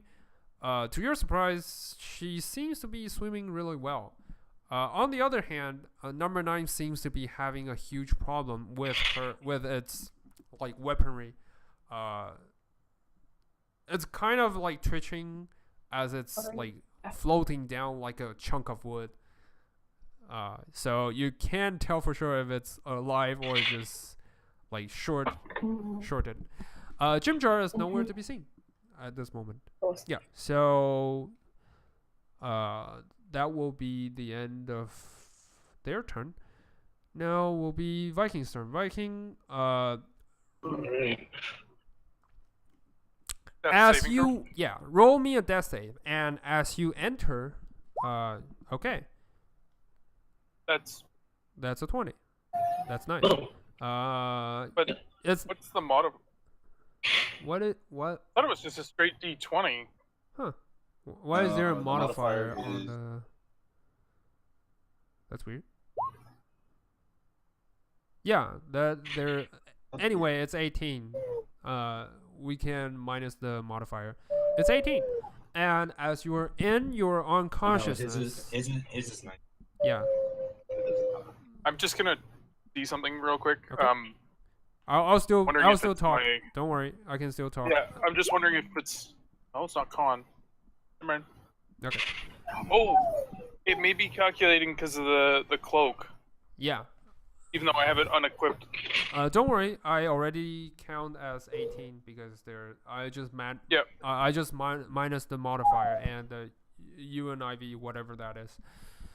Okay, so in your unconsciousness, you see I hear a dog. Yeah, you hear a dog barking in the wilderness. You found yourself back to whatever you were dreaming before. You found yourself staring in the wilderness directly at a throne. The same skeleton wearing the same crown sitting on the throne. You found yourself a few more steps closer than you were before. So close that you were within the throne's arm's reach. So the skeleton just looks at you. Black fire burning in his eye sockets, and it says, "Just another step." Just before he starts to say something, am I within range to punch him in the face? You are. I want to punch him straight between the eyes. Okay. Just like, I'm sick of this bullshit. As you try to punch him, you found yourself holding a sword. Instead of punch him in the face, you found yourself holding the Pale Justice. You smack him with a sword He goes. in the face. The crown kind of splashed, like it doesn't break, but there's a significant like damage on top of the crown. And it says, "Every time you die, every time you're unconscious, you are one step closer to my domain. I'll wait for your return." And the throne disappears, puffs into dust. Yep. Yeah. Dick. That will be the end of your turn currently. Now will be. So I just punched a god in a dream state. Yep. No. Good to know. Who knows what will It's be the fine. consequences? Hamura, you are already out of combat, so I'm gonna remove you. But for now, you are staring in a pitch black of darkness. You can see barely in the shades of gray, like, well, not. You can see like space a little bit. You can't tell the colors on the walls, but you could tell a little bit about the path. There's only one way forward. What would you like to do? Do you wish to stay here and wait for them, wait for your friends, or do you wish to move forward? Just getting out of dodge. I'm gonna cautiously forward and be Okay. making sure there's nothing that's gonna Okay. jump out at me. So you move By the way- forward. By the way, Robin. Okay. What? You can still see 60 Yeah, feet. I know, but there's no light. There's absolutely no light directly ahead. Even with dark vision, you'll still need some sort of dim light to see. It says Can in darkness as if it were dim. Okay, sorry. Then that'll be my bad. Then in that case, you can see 60 feet ahead of you. You can't tell the colors, but it's just stone walls and a stony path directly ahead. What would you like to do? just proceed with caution. Okay. Um, As you proceed forward, Gundren is like, my dear nephew, I guess now will be a good time to talk. So why are you here? Just out of curiosity. just don't talk or I won't save you right. You can have this talk once we're safe. Fair enough. Fair enough. Just another quick question. Do you always roam around with such a lousy friends? I mean, you know that guy punches me. I in am the a face. second away from punching you. All right. I know I the just drill. want to say, I'm gonna zip it. when first met, I called you boy and you like attacked me. He just called you nephew. Family's different. Sometimes you just gotta suck it up. Yeah. That's what it means for family. Anyway, so the two of you continues moving forward. You move 60 feet. You move 30 feet with your movement. You don't find anything like jumping at you. It looks like the path is a clear path. However, you do found a few tracks. What's your passive perception, Hamura? My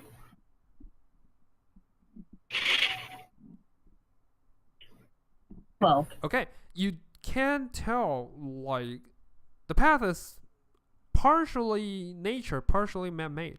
With your stone cutting, you can tell that the craftsmanship is lousy, so it's definitely the drow.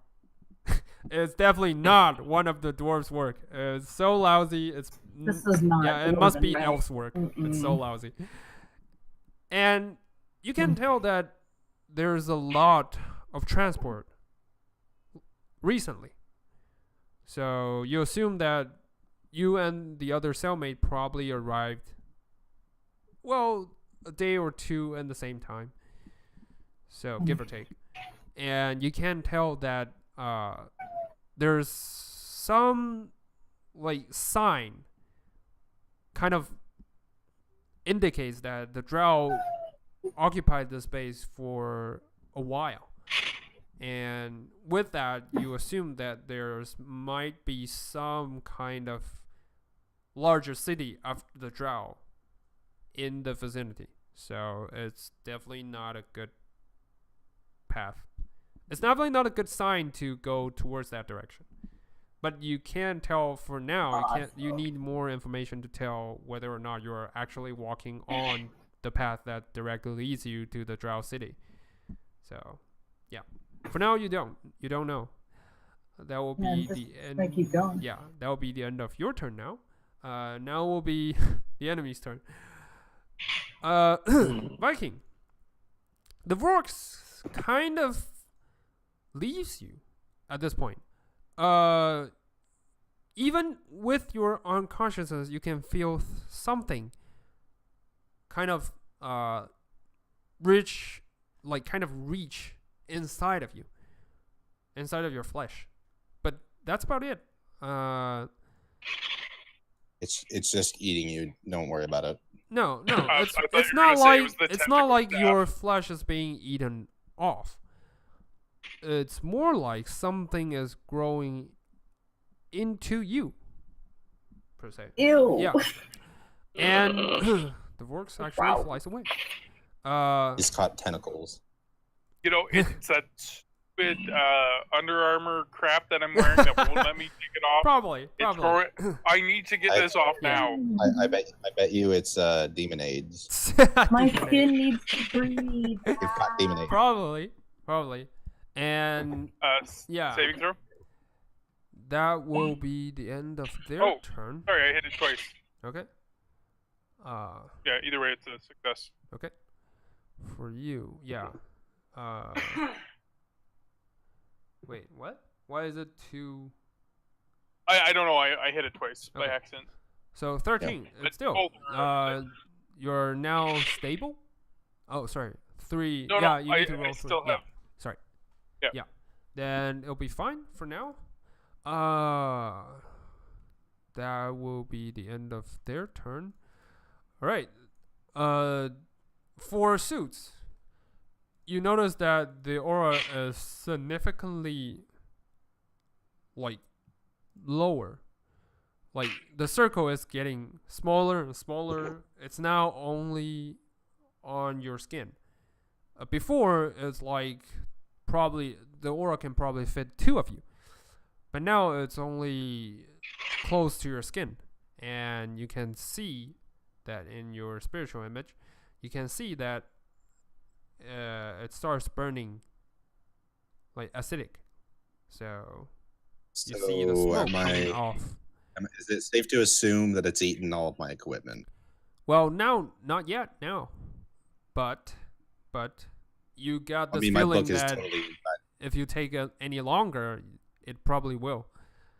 And Cora is like, well, Meth is currently looking at you and says, well, like I said, you don't have much time to waste. Either take it or leave it. You know, I can always find someone else.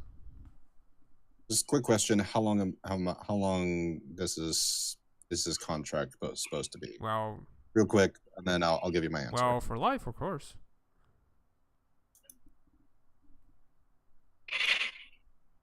All right, fair enough. Yeah. You ever heard Yeah. a demon who doesn't sign off the mortals for life? Come on. I've Well, actually heard devil. it a couple times, but it was always situational things. Yeah, they always end up devouring your soul. Well, I got a better taste. Well, I mean, that's later contracts that happen, but it's semantics. So, Yeah. what do you say? Sure. Okay. As he says that, you feel a burn, like on your shoulder, the original place where your campus was. You feel this burn so hard that you think you're burning up, like your flesh, your mind, everything. With a loud scream, the outburst of the flame disintegrates both of the goo, and you're now back on your feet. Wait, how much do I have? 1 HP.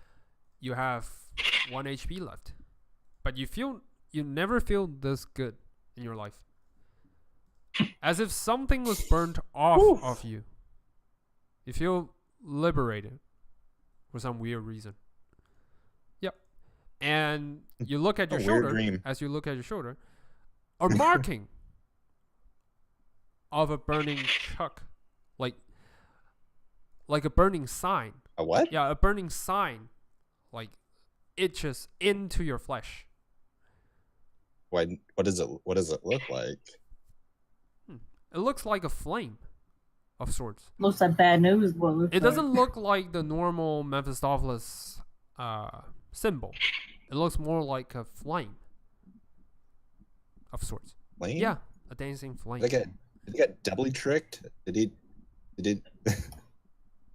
they tell me it was somebody else when it's actually another person? Damn it. Yep. So what would you like to do? Now the path is clear. You don't see any more ooze along the way.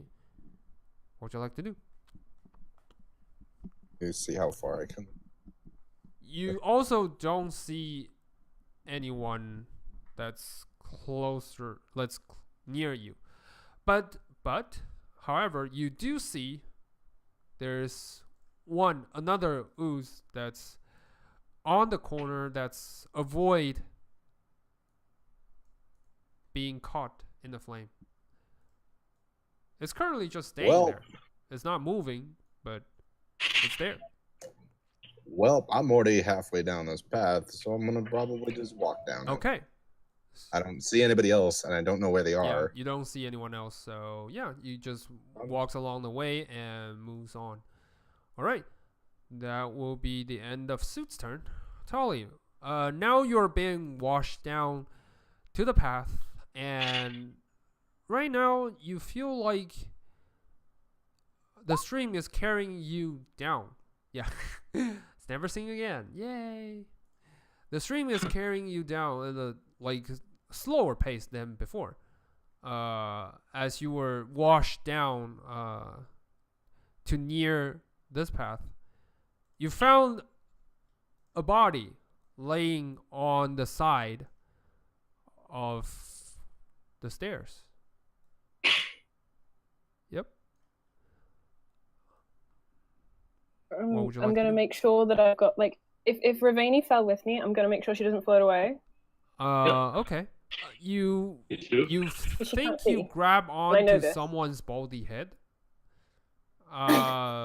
You can't tell for sure who that is, but Not even with my dark vision. I'm gonna be able to tell a small girl apart from anybody else. you think that's probably Jim Jars, but the water is steep.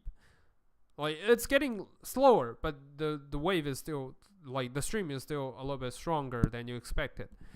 And Okay. you do see Ravani. She's falling behind, but she's trying really hard to submerge. I'm gonna keep her in my yeah. periphery. Okay. All right, but the body I'm checking. Okay. So you move forward, and you see Viking laying down on the ground, face planted onto the earth, and seems like he's unconscious. What would you like to do? That's It's not probably good. a trap. You got to remember that. I'm wearing pants. Yeah, it's probably a trap. He's not wearing any armor. like- Possibly be the He's Rover wearing King. He's only wearing pants. Yeah, Mm. it's highly unlike him to wear pants. You could probably stab him more. Since Just stab on him the to way. check if Healing he's stab. alive. God, I hate not being able to heal, and I can't see any sign of anybody else Nope. other than Ravani. Other than, well, you do see your cellmate, like- Jim Jar. Okay. You think that's probably the baldy head you grabbed before. Yeah. Number 9 is not looking great. He's like Oh, blue spark is that's- coming off of his body. He's like kind of paralyzed in the water. Oh, Callista is actually making herself onto the shore. cool. Yeah. Is anyone among you a healer? Well, don't look at me, girl. Jim Jar is the like, party nope. has never been more Yeah. split. It's really Yeah. No kidding. Yeah. I don't know how you guys gonna find me. Yeah. I don't know. yeah, no. Jim Jar. Because even if I did see the pyrotechnic display, I'm gone. Yeah. You can walk on the water. Yeah. Callista is like, well, I heard smack on the head always help. You know, I can help you. Nope. Yeah. Maybe next time. Okay. If I've got the bag of holding, right? Because I put my Yeah. shite in it. There's a single potion. Yeah, healing there's in a there. healing potion in the bag of holding. I had one on me. Well, If you had one. I did have You one on did. me. but it's in Yeah. the bag Okay, then also. the one It's in that's the on bag him? now because. That's what I'm Oh. saying. Yeah. Is it should be in the bag. Yeah. Okay. Well then I'll fish Okay. it out and I'll give it to Okay, him. you pump the healing potion into Viking, and he's Viking. You find yourself unconscious. You were wandering in the wilderness of your dream, and then you got pulled out of that, and you found yourself unconscious, conscious, staring at Tolly. Yeah, right now.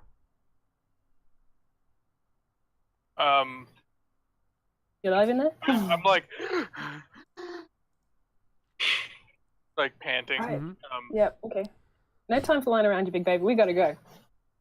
Is Jim Jar near me? Because I would have punched him. Well, he's if he not. was. He's Just like boom when Yeah. I come up. He's like he knows something like that, some of that shenanigan will happen, so he's already away from you. He's like, well, I got you guys out, so no punching. Delightful. And I I pass helped. the king his shield as well. So no punching. Just dispensing from the bag of holding Okay. and his actual sword. Okay, so yeah, so I'll count you, Viking, as now fully equipped, and you're back to consciousness. Tolly, roll me Going to a roll for 1d4 plus 2. Yeah, 1d4 plus 2. That's the normal. I had an actual potion of healing. Yeah. The 2d4 plus 2. Oh, 3d4 plus 2. No, 2d4 plus 2. Okay. Then that'll be 2d4 plus 2. Sorry, my bad. 2d. I'm gonna take it off my. Okay. So you're back at 8, Viking? Yeah. And you are no longer unconscious. Okay. Callista actually fishes out number 9 and drag him to the side. He doesn't look well. Just saying. Ravani, you're like streaming Yep. down from the water. What would you like to do at this point? I'm able to like to get out Okay. get out, right? Yeah. Okay. So you climb onto the shore and you see your friends standing on the side. I just come out to the shore and I just rush toward like telling her to just hug her, just give her a big hug. Okay. So you give Tully a big hug. And what would you like to do next? You still have your movement, your action. You can still move if you wish to.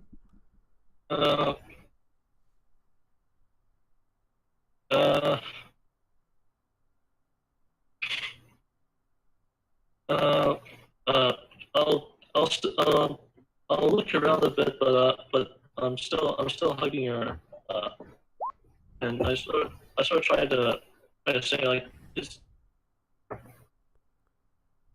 Where are we? Are we all okay? We're about to leave, so it doesn't particularly matter. We're getting out. Yeah. That's what's mattering. All right. So I assume that you're gonna use your movement to walk out of here. Yeah, just. Sorry, go ahead. Sorry. I'm just gonna like follow right. I'm just gonna follow right behind Sally. Okay. So I will say that all of you are currently out of combat at this point. So I'm gonna remove the tokens at this point. I'm gonna grab a rock or something, cast light as a cantrip, and then toss it to Ravini. Okay. Jenny. So you guys have Because I know light, she can't see. and I assume you guys move forward down this path, right? Yeah. Oh. Okay. If we think it's safe, yeah. Okay.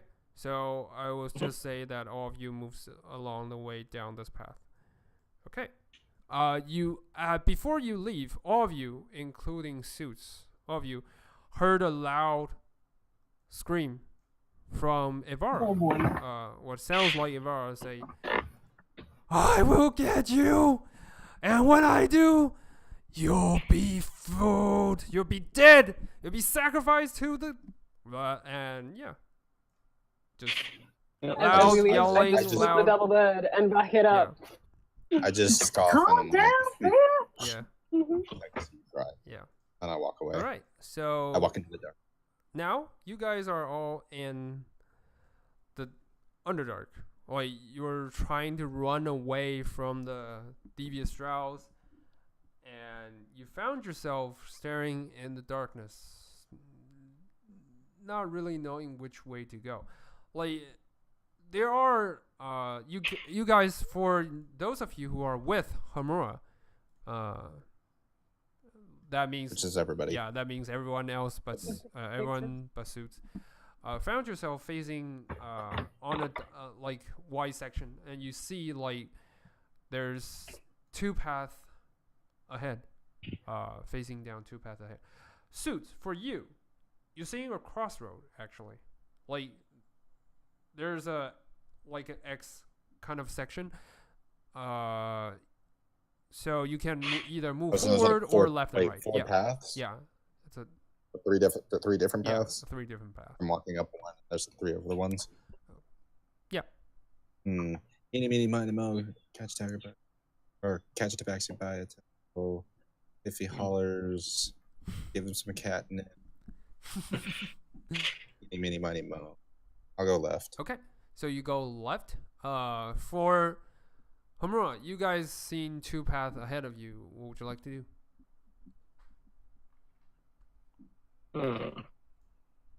Stop and look at it for a second.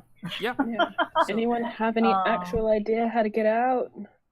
Oh, hey guys. well, Thought I'd Jinjar never is see you like guys. saying that. Oh, although you guys are not polite with me, especially you. Yeah. And he points at Viking, especially you. But, well, I don't like anyone being captives of the drow either. So, if you guys trust me, I'll lead you guys to Brindenstone. Well, Lindenstone. Though I hate to say this, but yeah, at least that's somewhere to be safe. For Anyone's I'm still like right up next to the tally, but I sort of managed to ask like what's Lindenstone? all right, well, that's where we deep gnomes live in the Underdark. It's a huge city. Well, it was until it wasn't. A few years ago, drows invaded the city and kind of killed some of our people. Well, however, we kind of fend them off by collapsing half of the city, well, on top of them. So now, to them, it's an abandoned ruin But for us, they're still living places. At least that's somewhere I know it's safe.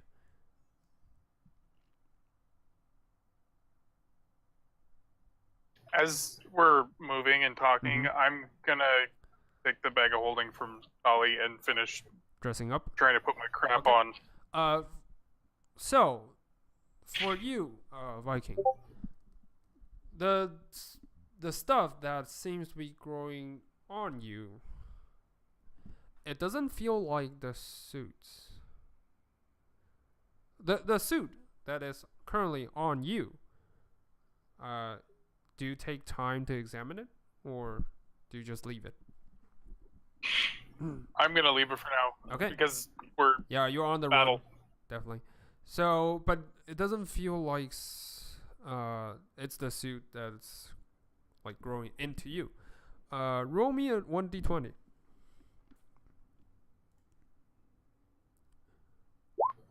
Okay. You feel itchy for the start. I got the crabs. Probably, but you don't know. But that's all you feel for now. So which direction do you guys choose to move forward?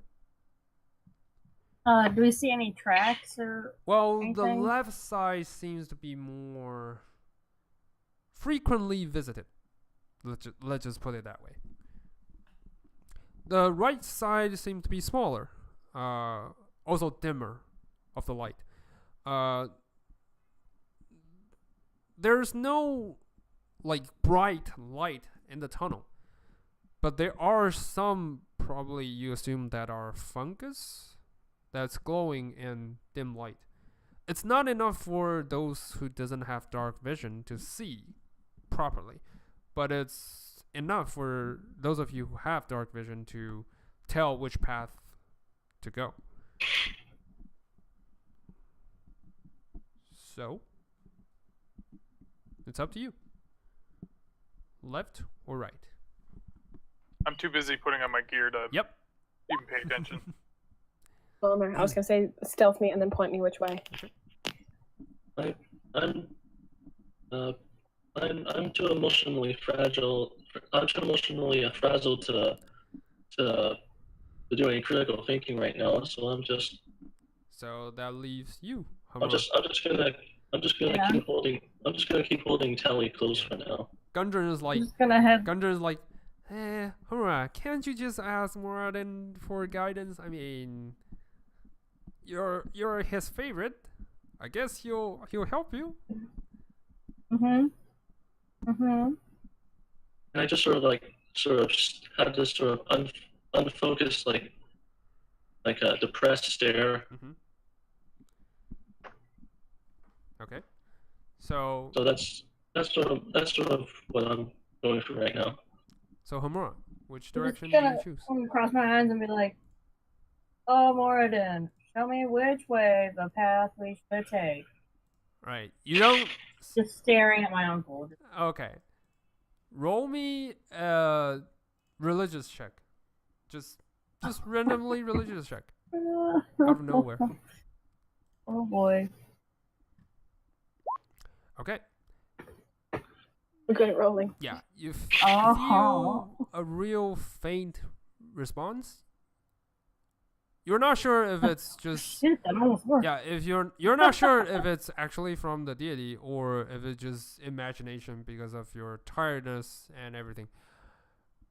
But you think it's pointing at direction right, to the right. Alright, I'll scout right. Yeah. Okay. So you move No. towards the right. Traveled. I assume. All of you move along the Walk way, and put cross none, another section that leads to other three directions. The tunnel just grows narrower and crookeder, like darker and harder to trespass. You are now inside a difficult terrain, and your movement speed is halved. Some of the rocks points are pointy and sharp, makes it even harder for you to move on. For suits, however, you feel like the darkness doesn't really bother you. Like, even with the difficult terrain, every time you try to kind of goes which way, the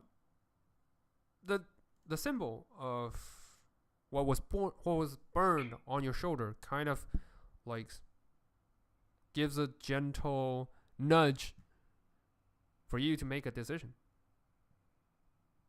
It doesn't really enforce anything, but it's more like a faint sound saying left. Oh, wait, right. have I like reached a crossroads? Yes. You feel the attraction coming stronger from right side, actually. I go right. Okay, interesting. So for you, Suits. It's never a good sign. Yeah. It's never a good sign to hear the DM say, interesting. So for you, Suits, as you move along the edge of the right side, you found yourself staring at a pile of bones. The pile is around 20 feet, like wide in width and size. You can't tell how many bones are lying in there. That's not a good sign. However, the gentle nudge keeps telling you the bones. It just keeps saying that for some reason. I will inspect the bones then. Okay, so roll me an investigation check to see what you find in the bones.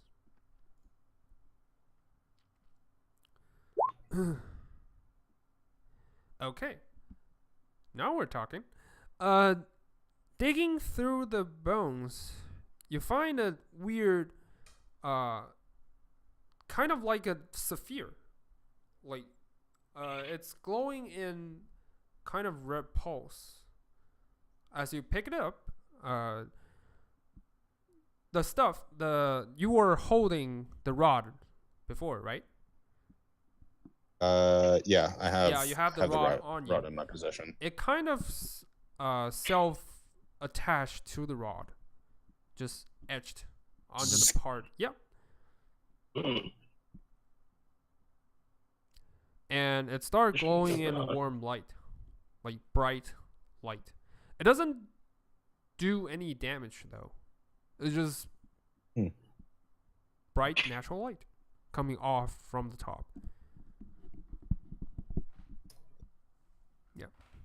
So that's for Suits. For those of you who are walking inside the tunnel, you find yourself facing a huge lake that when you guys walk across the corner, it just appears out of nowhere. It's strange because directly off the tunnel is a lake. Like something is off. So what would you guys like to do? Look around. Okay.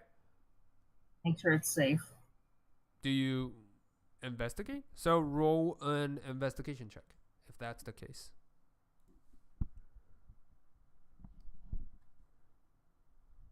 I'll either help with it or roll one of my own, whatever works better. Okay. You should roll one of your Oh,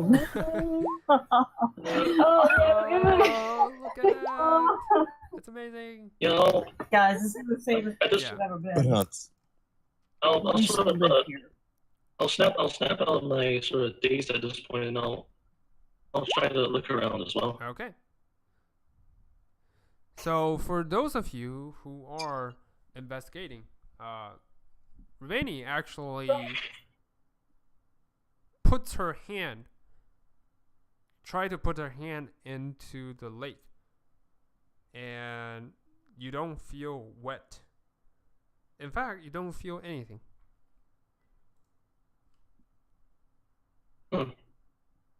You don't feel anything when you put your hand through this. I sort of say.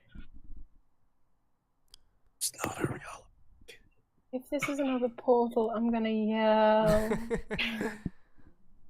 I'm just gonna like try to splash the water's edge with my. Okay. As you put your hands, try to put your hands onto the water, you found yourself staring at an empty tunnel. The lake is gone. I don't like it. You put your hands on the water. You pull your face back. You still found yourself staring at the lake.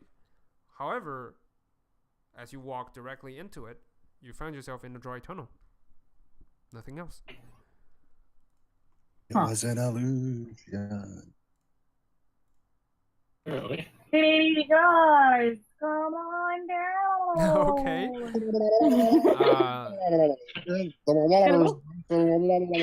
Yeah. For those of you who are out of the lake, you actually heard the sound like Hamura is in water. So like Alex was doing the voice. Yeah. So it's similar to that. However, yeah. However, she seems fine. Of sort. From outsiders' look, you are currently like swimming in the lake. Yeah. So what do you guys do? You just hear. I'll swan dive in. Okay. So you try to swarm dive, but you found yourself standing in the hallway, like just as you move. Oh god. Break your neck. Well, no, she still swan dives. She Yeah. just fucking headbutts the ground. Yep. Yeah. Like, have you ever seen Yeah. like in the early Tomb Raider games when you just kill yourself by like doing a swan dive? Yeah, that's the thing. All right. So you all find yourself currently inside of a tunnel. You can't tell for sure how long the tunnel leads, but that's the fact. You're currently inside of a tunnel. For suits. Steve's tunnel. Yeah. For suits, the pile of bones actually leads to an opening. Like, as you were standing on the pile of bones, you actually find yourself facing an opening. I don't know why my thing is not snapping to a grid. It's weird. Yeah, because I closed the grid. The grid is like off, so you guys can move freely. Oh. It's just, yeah, the grid is a little bit weird. So I learned this in one of my other games. If you hold down Alt Mhm. when you move, it lets you move wherever you want, even if there's a grid. Mhm. Yeah, but I found it easier to just leave the grid alone. So for now, It's because I'm playing a small character, Okay. so I can actually go into half squares Yeah. and stuff. but for now, yeah. Which way did I come from? On your This way, yeah. here. Actually here south. on your left, on your current left, and you are Okay. facing a small alcove directly ahead. Then there's still a path that goes this way. Yep. I'm gonna walk it down this way. Okay. All right. Just keep going. Okay. I'm gonna walk my full movement, which is literally off the map. Don't worry.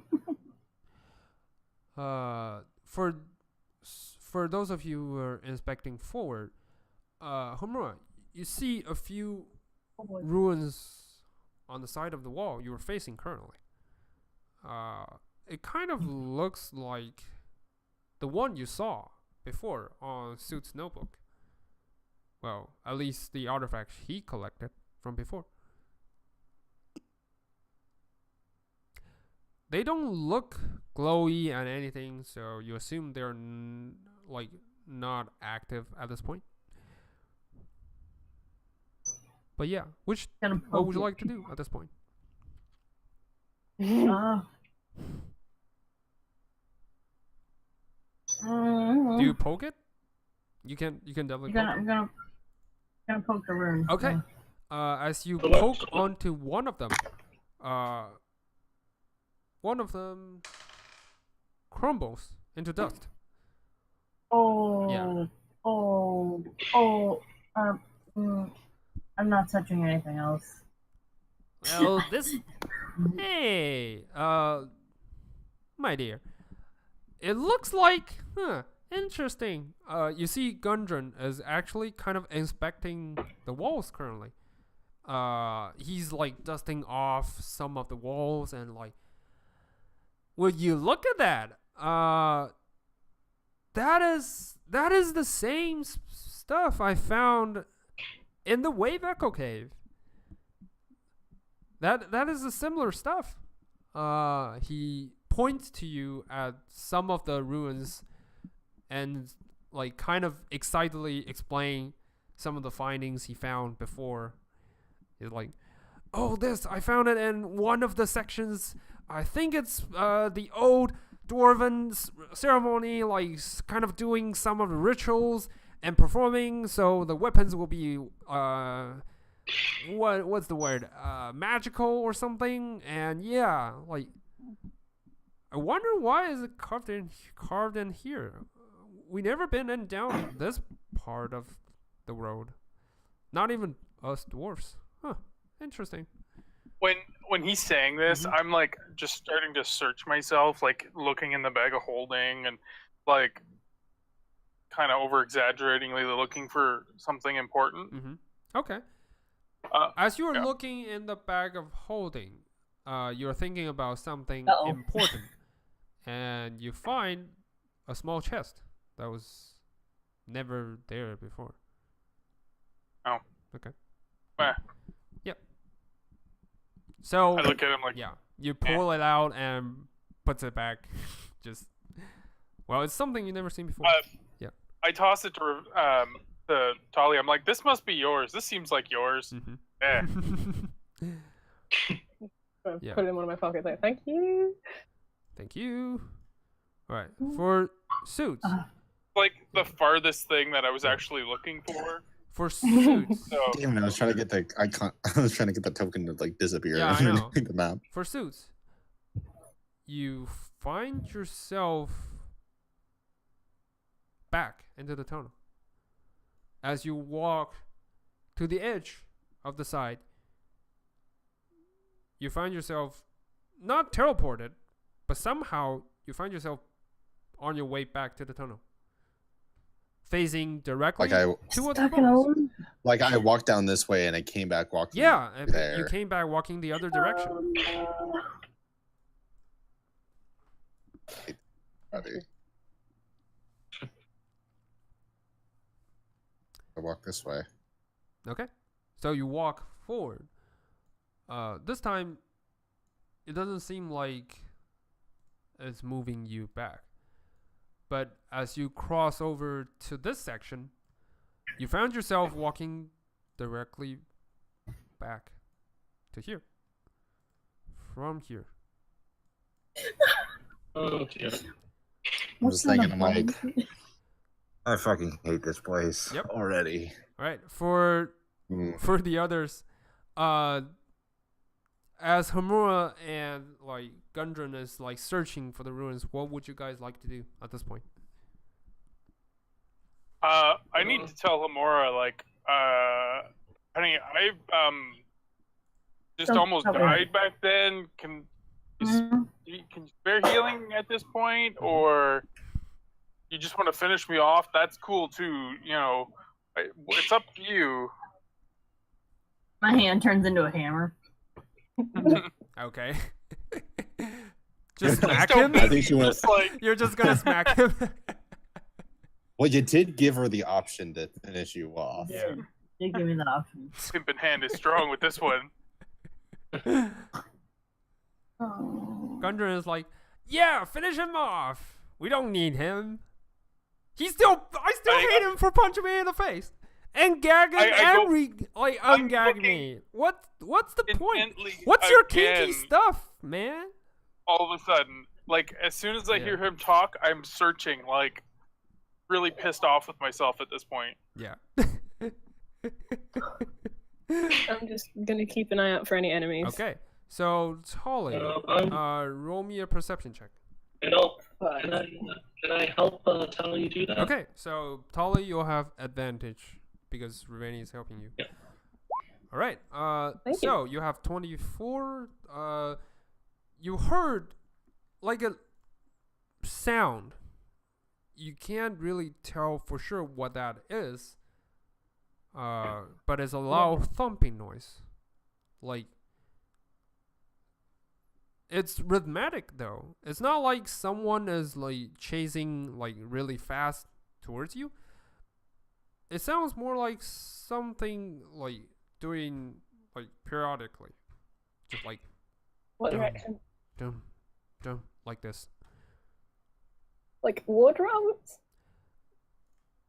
Roll me an investigation actually to see if you can hear, if you can determine what that. Oh, actually, it's survival. Survival. Sorry, my bad. It's survival to actually see if you can determine what that is based on your past experience. You can't really tell. It's not drum, but you can't really tell. Okay. So do I know which direction it's coming from? It's coming from north, like up, Okay. direction up here. I pointed out to everybody. Anyone else hear that? I think I hear it too. Yeah, that? like once before that, before Tali points it out, you don't hear anything. But after that, after Tali points it out, you think you heard what she is talking about. But it's faint. It's faint. It's not like getting closer. It's just constantly doing the same thing over and over again. Does it sound metallic or anything? It does Gamble. actually. It does sound a little bit metallic.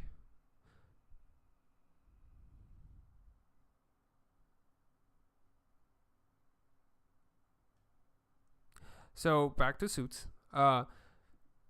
For Suits, do you wish to just move forward, or what would you like to do at this point? I'll figure out why the hell I keep getting teleported back into this room. Yeah. So. I keep getting freaking MC ushered into this back into this room. Yeah. So. No, I get inceptioned back into this room for some odd of a reason. Yeah. So what would you like to do? What would you like to do? Tell me. I'm just gonna what stuff. Which like what actual stuff you're gonna do? Are you going to? I pull out a rope from my bag, I hang it up, and then I tie a noose and I hang myself on. Okay, you hang yourself. Okay, good. I hang myself. Yeah, Suits is dead. Suits is dead. Permanently. Figure out why, like if it's like anything arcane, or I'm just gonna inspect the room first. Okay. You look around. Roll me an investigation check to see if you. Also, I'm assuming the aura that's around me is supposed to be my lantern. Yeah, it's the lantern of revealing, I guess. You pulled your stuff out from the bag of holding before, so. All right. With that, you kind of spotted 4 different like ruins on the walls. Like each is like an arrow, points at different direction. It looks like it's aligned with each other. So from what you can see on the on your right side, it points forward. It points to the left. From your left side, it points to the back. So it's like a full circle, kind of. I'm gonna walk up to this one and inspect it. Okay. So I'm gonna draw it on the map because it's nothing. There's nothing on the map. So I'm gonna draw it. It points towards here. This one points towards here. This one points towards here, and this one points towards here. So yeah. Wait, what? Yep. Those on the walls that are just pointing. Yes, they're just arrows. Or at least it's ruins that looks like arrows. They're in a circle. Yes.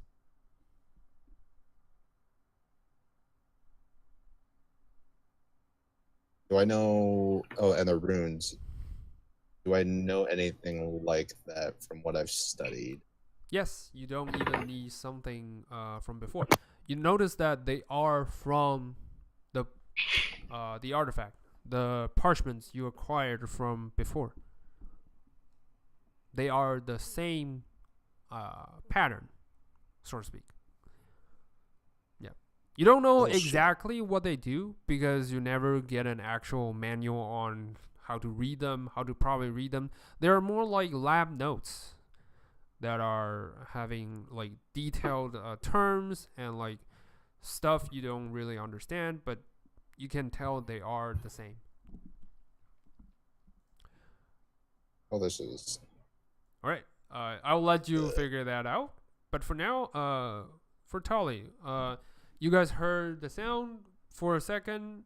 Like, it kind of just lingers there once you guys heard it. And what would you guys like to do at this point? Gundren is still like looking at the wall. The others are not saying a word. Callista is like looking like she's pissed for some reason. Yeah.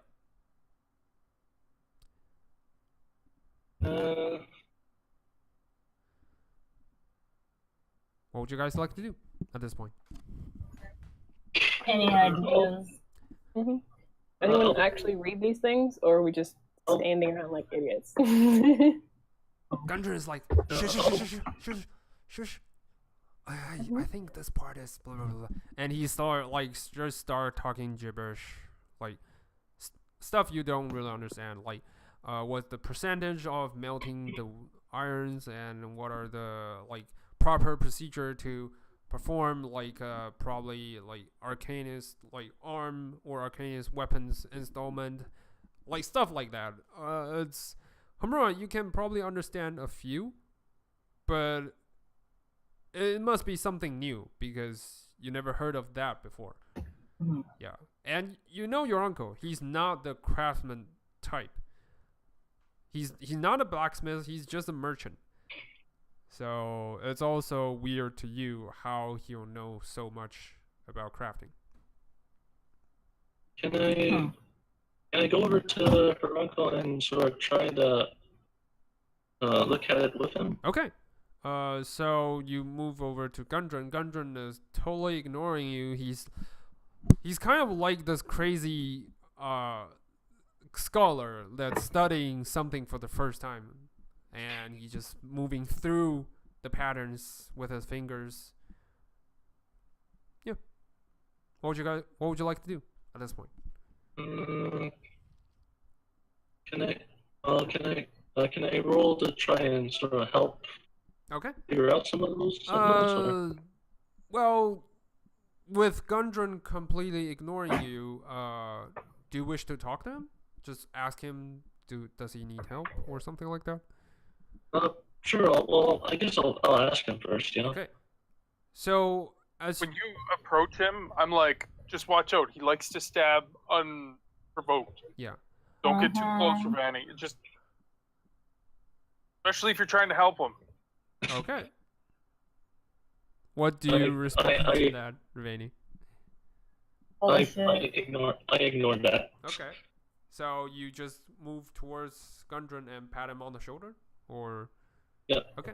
So as you pat him on the shoulder, he's like, "I'm gonna stab you." No, he's not gonna stab. he's like, ugh. Just brush it off and says, just go, just do your stuff. Leave me to this. Oh, this is amazing. And he continues inspecting. Yeah. I'll sort of try to say like I can help you if you want. He turns around and looks at you and says, "Oh yeah?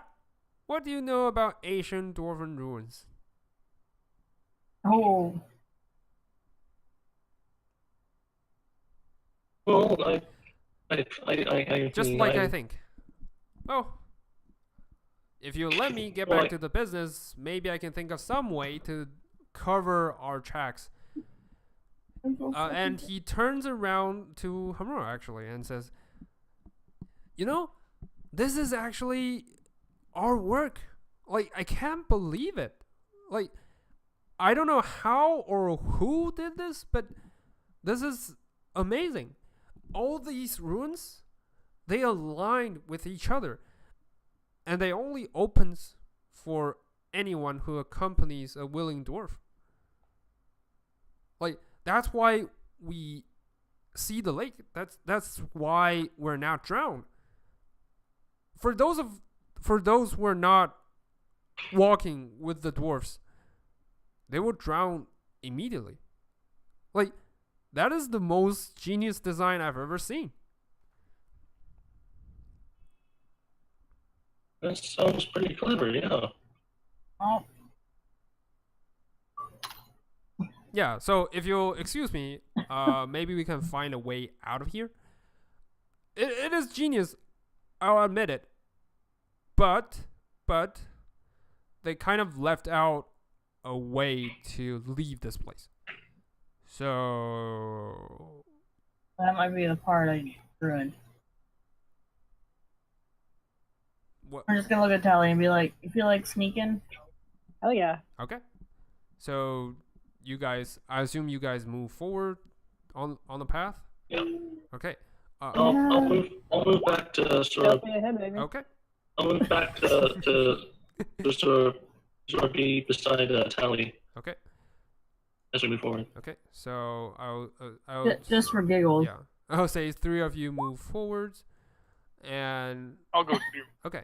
So sort Callista of- is like, Clank, Sure. clank, clank, And clank. I sort of go back. I sort of go back to feeling a bit depressed after being just brushed off by her uncle, like a Hammer's uncle, like that. okay. All right. Yeah. So Pretty child. yeah. So those of you who are moving forward, you think Nine and Callista is like staying right there. Callista's like still pouting for some unknown reason. Nine is just not saying a word. He's being awfully quiet since you guys enter the cave. Well, now that you guys move forward, let's go back to Suits. Suits, what do you think of the cave? I'm gonna touch one of the arrows and see what if it has any reaction. Well, by touching it, That's the arrow that's in front of me. it doesn't crumble. That's a good sign. These runes look ancient, and the walls are looking like there are cracks all over it. It's probably a miracle that sustains it from crumbling, and you don't see anything else. By touching it, nothing really happens. We know what they do. Okay, so with your investigation, you think that you need to turn the arrows to a proper direction in order to move. Oh, I didn't even know they even. Okay. Yeah.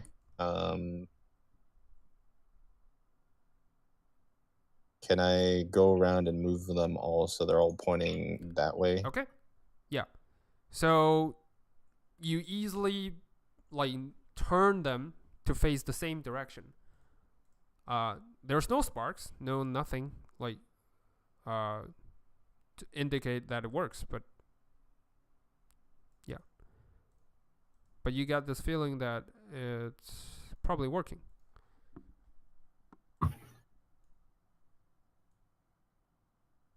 Okay. I also have another idea.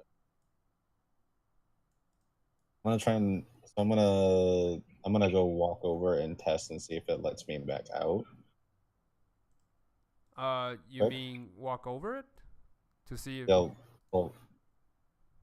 see if that's what they were for. Yeah. The moment you step out, you heard the stone turning sound.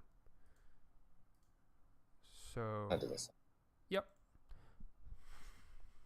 You But I didn't get teleported. But I don't walk back right. no, into you the don't room. walk back to the path, but you do walk out of the infinite loop that was before. want to go back. Oh wait, did they? So do I? When I turn around, did they all reset? Yeah, they all reset back to their former position. All right. I'm going to turn right. Okay. As you move down to the right path, you see an unusual kind of like campfire. Like, you wouldn't expect anything to be in here, let alone someone's camp. I found a save point. Yeah. You found a save point. Yeah, you found yourself staring at a campfire. What would you like? Is it lit? Yeah, it's still lit. That's the surprising part. Dude, it's fuck. Yep.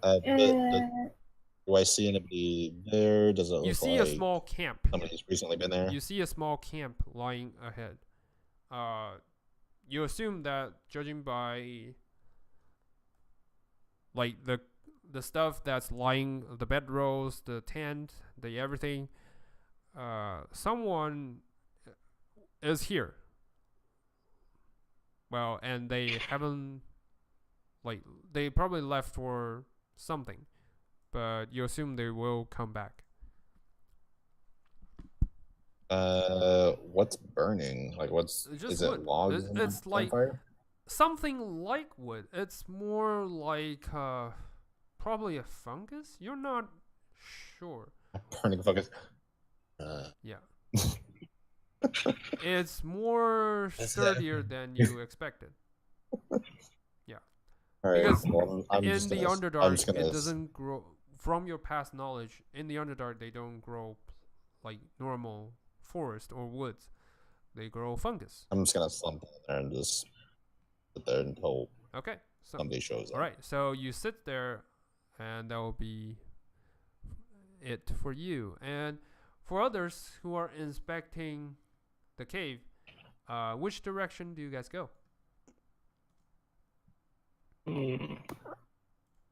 I'm following the guidance of others. I'm totally at a loss in a cave. Okay. So, as you guys move forward, I guess, which direction?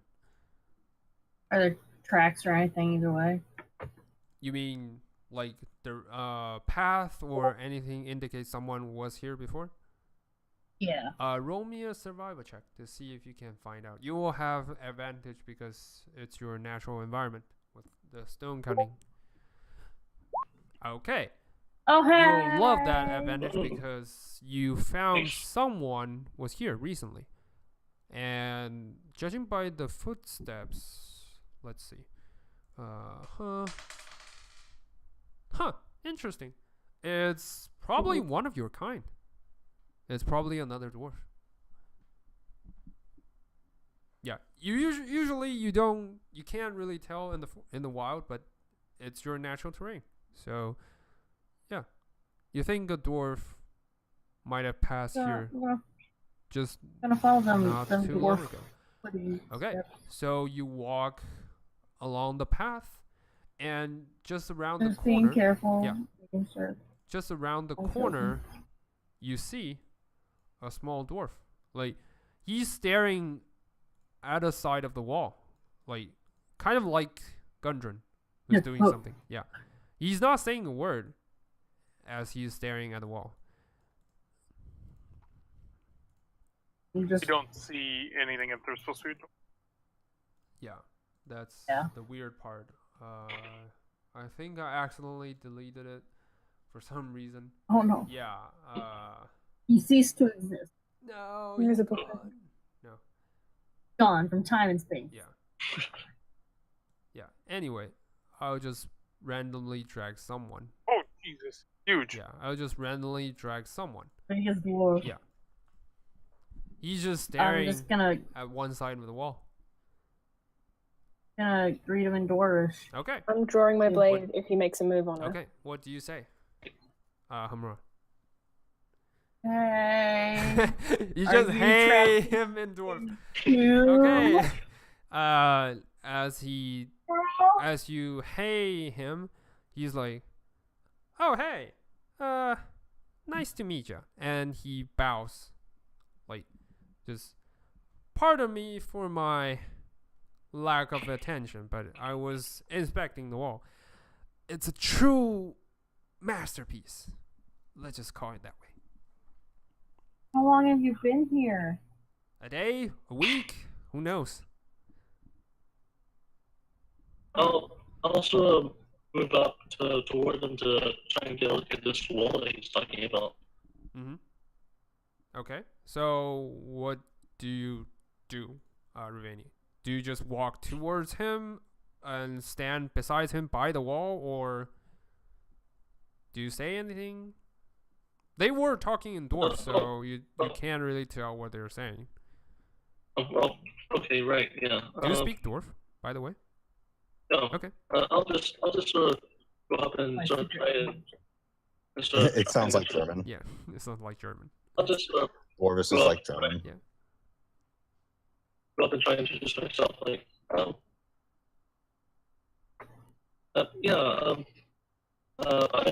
my name's Ravani, and we just sort of showed up here, and we're trying to figure out how to get out of here. Okay. Yeah. Sorry, pardon me. Where are my manners? Name's Orlog. Nice to meet you. And, well, It's nice to meet you too. as for getting out of here, you know, I really didn't plan on that part.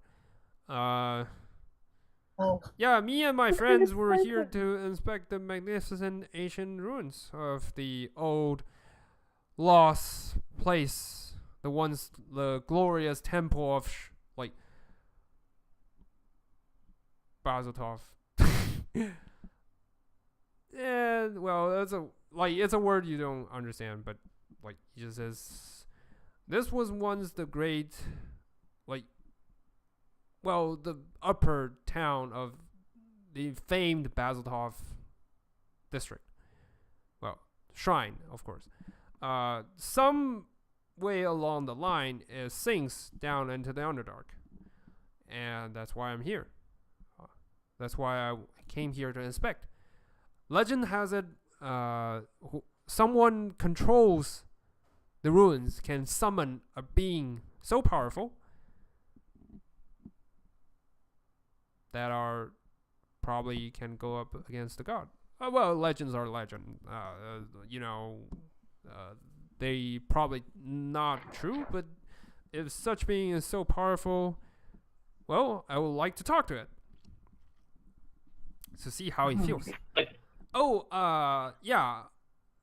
A little bit about myself. I'm kind of a scholar of sort.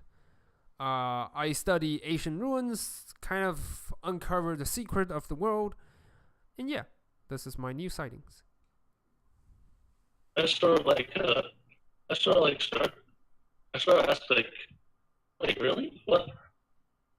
You want to talk to it? What would you even ask a great and powerful being? A lot, like what it is, who he is, and how he came to be. Like, he was once worshipped as a, sort of a demigod, but, that's just the thing.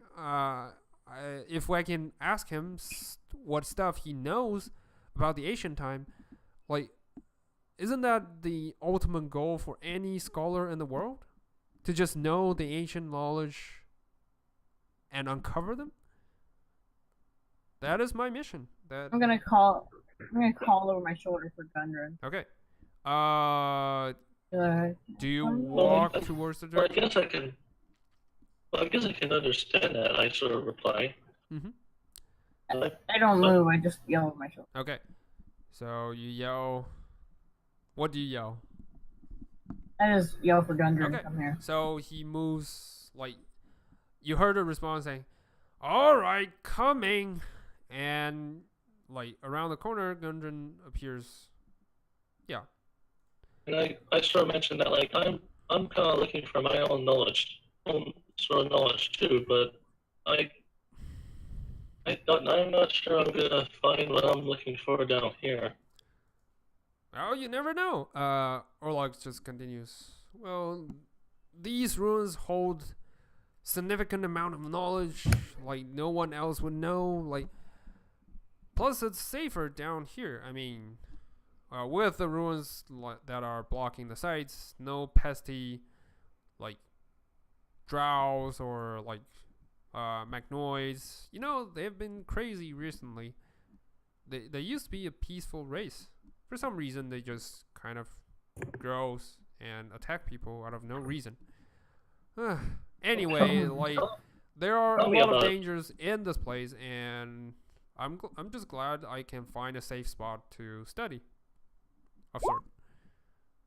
When I sort of say when he says sort of like the drow are sort of a bit crazy, like, oh, tell me about it. We actually got captured, kidnapped by them, and we had to like. Oh, kidnapped. We actually managed to stage a jailbreak. Well, was it the Valkyrie that's along the path, that the drow outpost? Yeah, I noticed that part. They were holding a lot of people down there, like, huh. But I don't like to meddle with that. They are a nasty bunch. Yeah. Thanks. Okay. So they really used to be peaceful though? You mean the Magnoids? Yeah, they are. So he kind of draws on the floor. The Magnoids are the race you saw before in the cell. So they are a fungus type of race. From what Orlok describes, they're a fungus type of race who lives in peace in the Underdark. All they do is kind of grow stuff, like grow the fungus and spreads out the spores, like just natural spores. Yeah.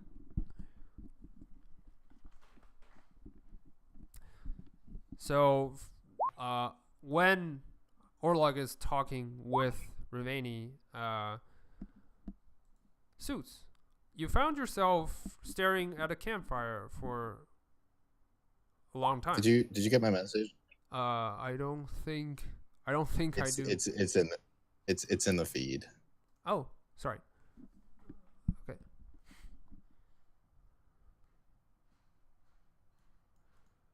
Okay. So as you were staring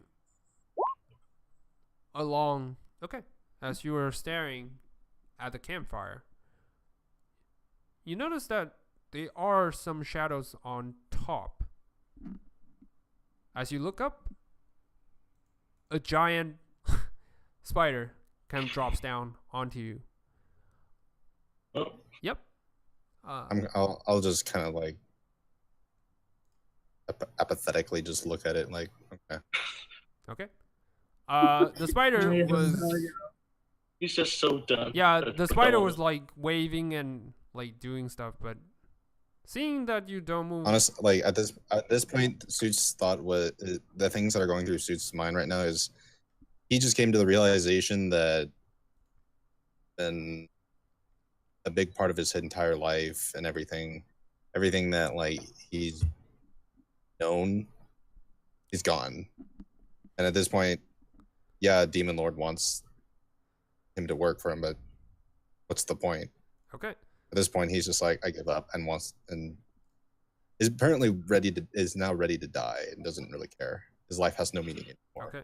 The spider was like waving its fang and like tooth at you, but seeing that you don't do anything, he's like, "Oh, you are no fun," and yeah, like it turns back. The spider actually. Yeah, the that? spider actually talks.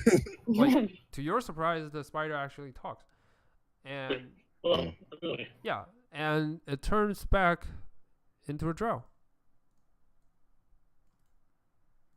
Oh, you weren't gonna kill me? Well, I wanted to scare you, but you're no fun. Well, yeah, anyway, why are you mind, doing that in my camp? Who are you, and why are you doing at my camp? I was just looking for a place to die. Well, if you wish to die, I can help you do that by dumping you to the outpost that are not from here. I mean, I was just thinking about just setting myself on fire in here. Well, isn't that a painful way to die of sort?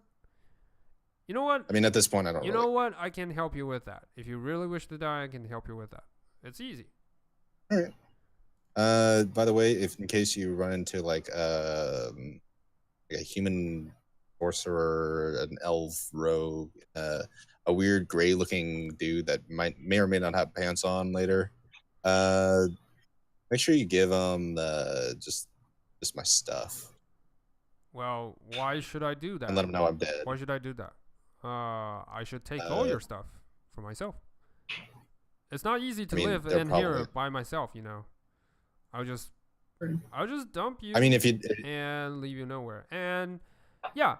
I mean, as soon as you do, I mean, they might just kill you. Well, if they never find me, how can they kill me? You know what? Enough talk. I'll just dump you there, and she's like, she kind of strips you down for all your stuff, and kind of do a dimension door and kicks you in. Yep. Alright. Yay! For now, you found yourself gone. Like, pursuits, you're not here anymore. Okay.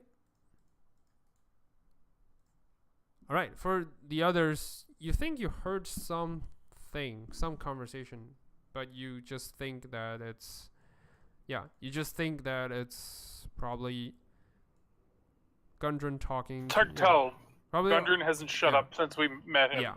Gundren is like, essentially. Gundren now is kind of joining into the recognizes my voice so far away. Yeah. From 20 feet away. Yeah. Yeah. Gundren is now joined with Ruveni and Orlok is talking about what is happening down here. Yep. It's like, ooh, interesting. I thought it was like our craftsmanship, but how does he come down here? And Orlok's like, yeah, that is exactly my thoughts. That were we once the worshipper of this magnificent being, or of anything, or are we their slaves? I don't know.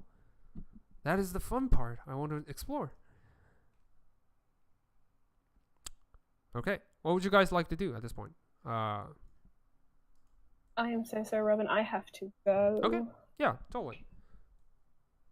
Yeah. Tali will just like ghost mode along behind the others, protect them. Okay. That's pretty much it's actually about time for us to put a stop to our day. This is as a good place as any to stop this Sorry, session. guys. All right, it's fine. Yeah, sorry if this has been a little bit dull for the section.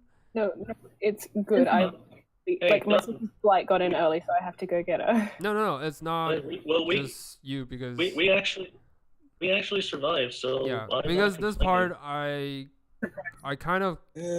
still kind of giving you guys a bit of like not really leeway, but I don't really want to kill off anyone that easy. And yeah, a lot of stuff. You want to make us work for our of death. stuff. Right. I kind of explain it in a proper way. We have to work for our death. Yeah, I need to work on the proper settings, and I'm sorry if suits like not going off that easy. Depends. Yeah. Have you played Super Meat Boy? Yeah. Because this could be a Super Meat Boy scenario where every route is death except for one. Yeah, everyone just dies I got repeatedly. That may or may not. Yeah. So. Can we say we're taking a short rest here then? If they're gonna chat. I guess that would make sense. Well, okay, yeah. Tali. Just go. It's fine. All right. I'm gonna actually stop this session today, so you guys can. I assume you guys are going for a debate and probably going for a long rest later on. But for now, this is the end of today's session.